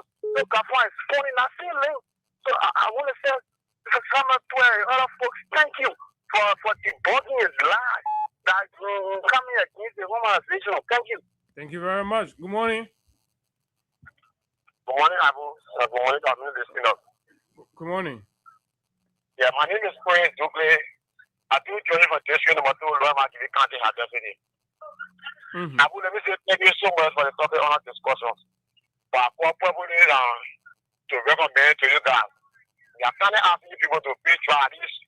You can find another station to be really for you. Many guys want to listen to you people, but because to get the station on your own phone is very difficult. Now I have to buy radio with long after I go reaching you guys. So I'm appealing to you people to see out there another song station on there to be really for you people that the message will be spread out. Okay. Thank you very much. Thank you. Okay, so that was it. Yeah, we'll give it consideration. Good morning. We know the demand is very huge for our voice across the country.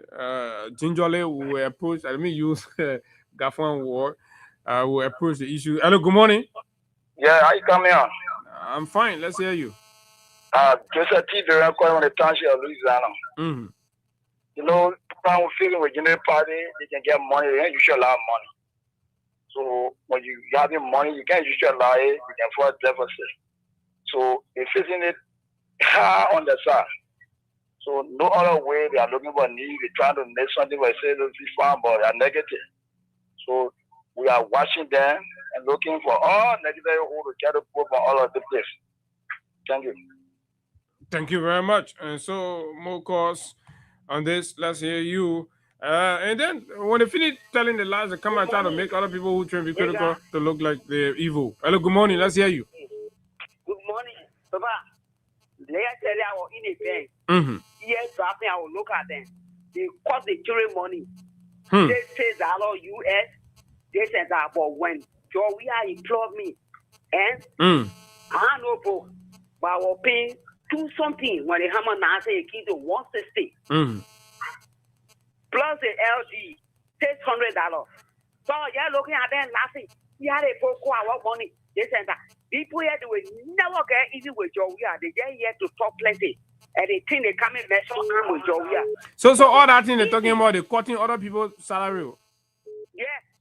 I said they cut the children's salary, the children were complaining. Now I just here dropping. I said, how are you laughing in my heart? I said, you'll see.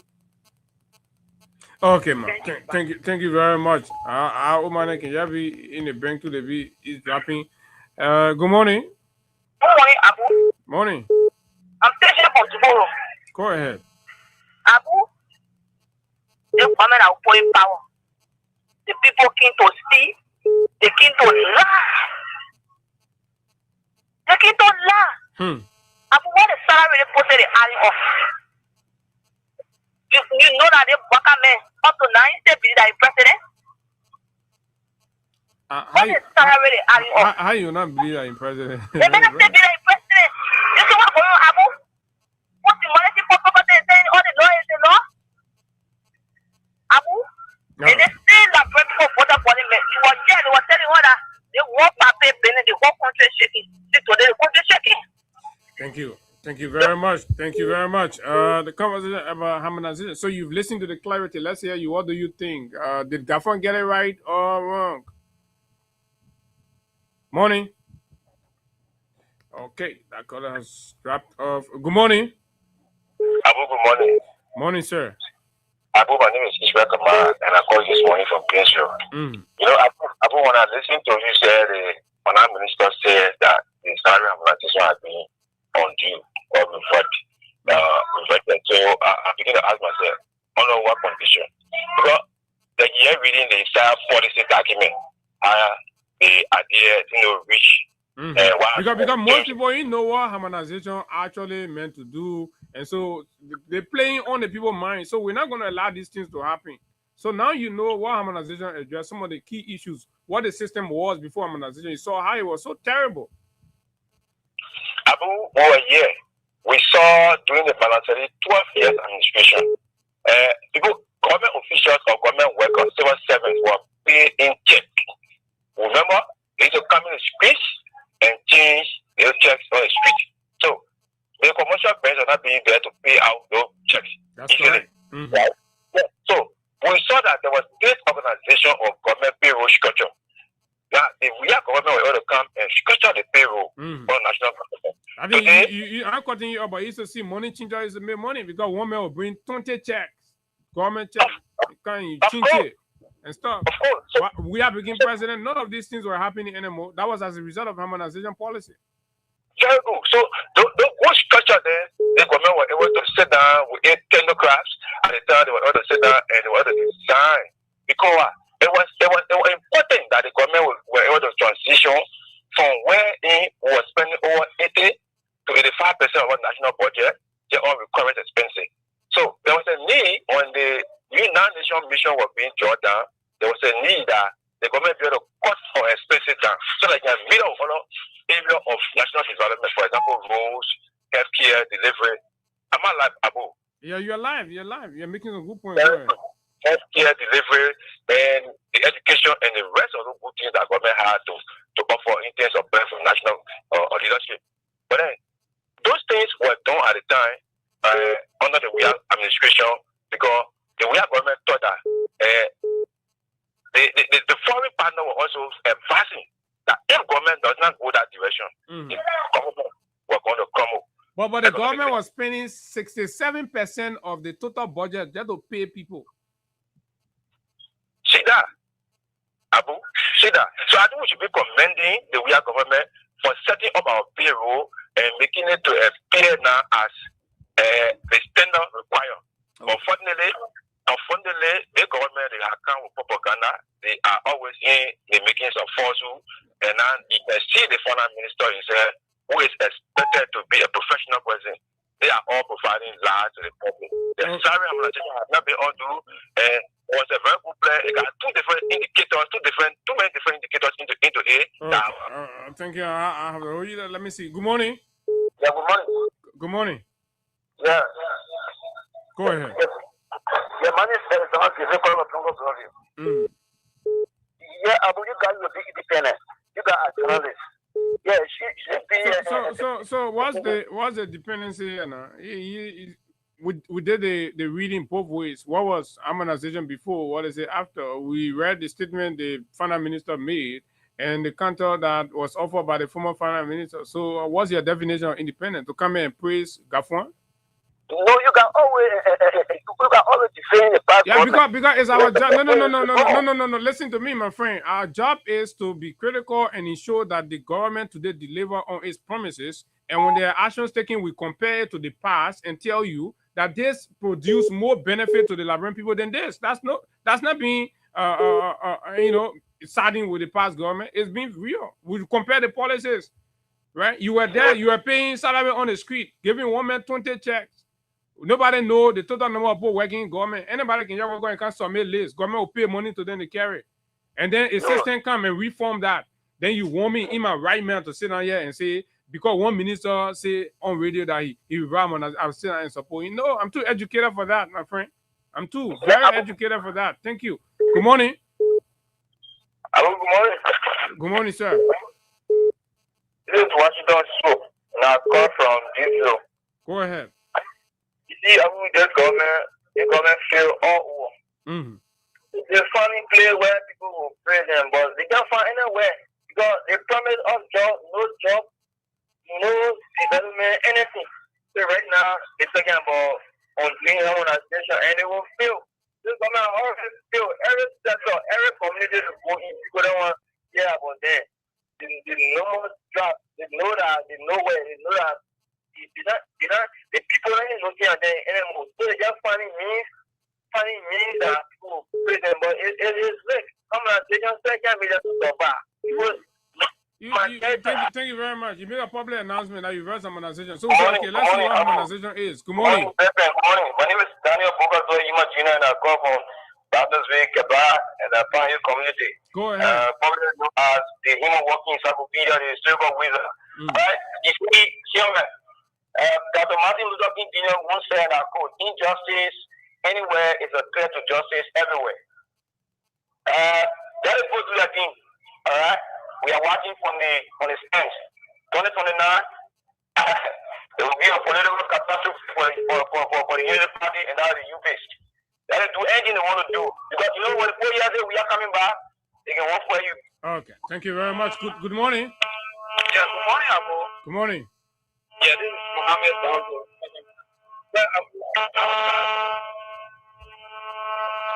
Mohammed, you have to shift a little bit. Your background is terrible. Okay, better now. Go ahead. Okay, I'm going to ask you the inside. Welcome on the discussion. What happened is, I want to I will just come to the real estate depending on that.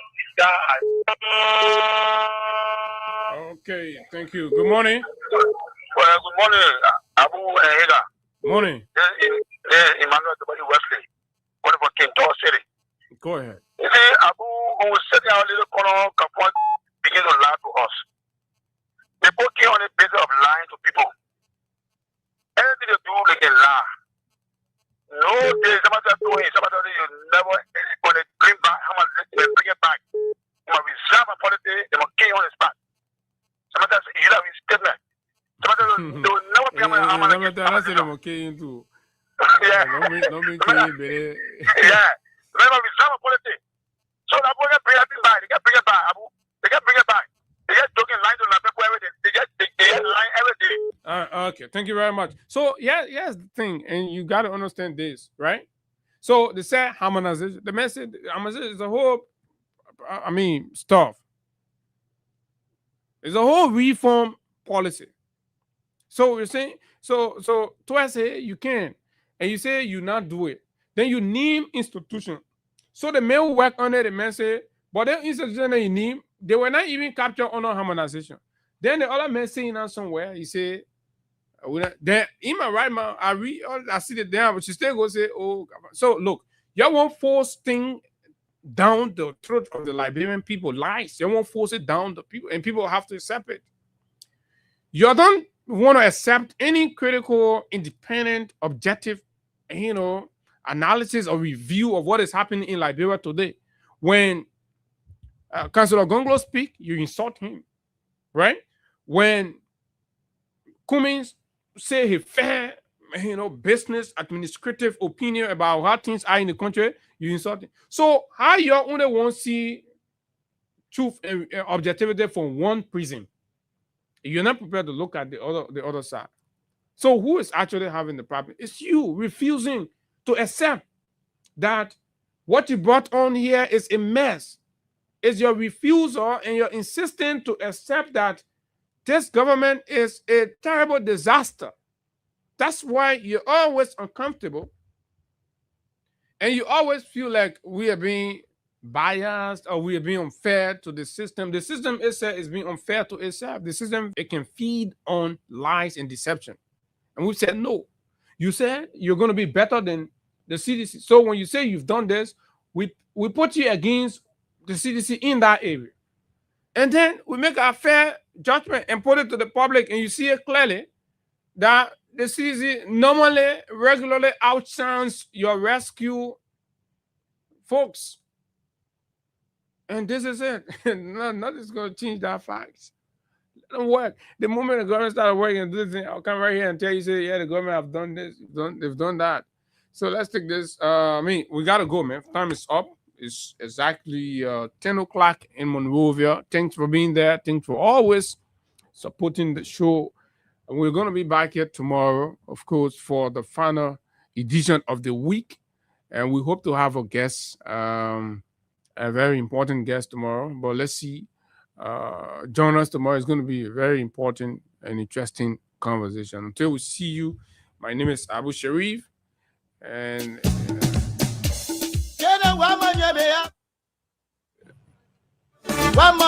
It always feels good to be here behind these microphones, talking to you, our people, on the most important issues that matter to all of us, and even our children and children's children. Until we see you tomorrow, do have yourself a wonderful time. Bye-bye.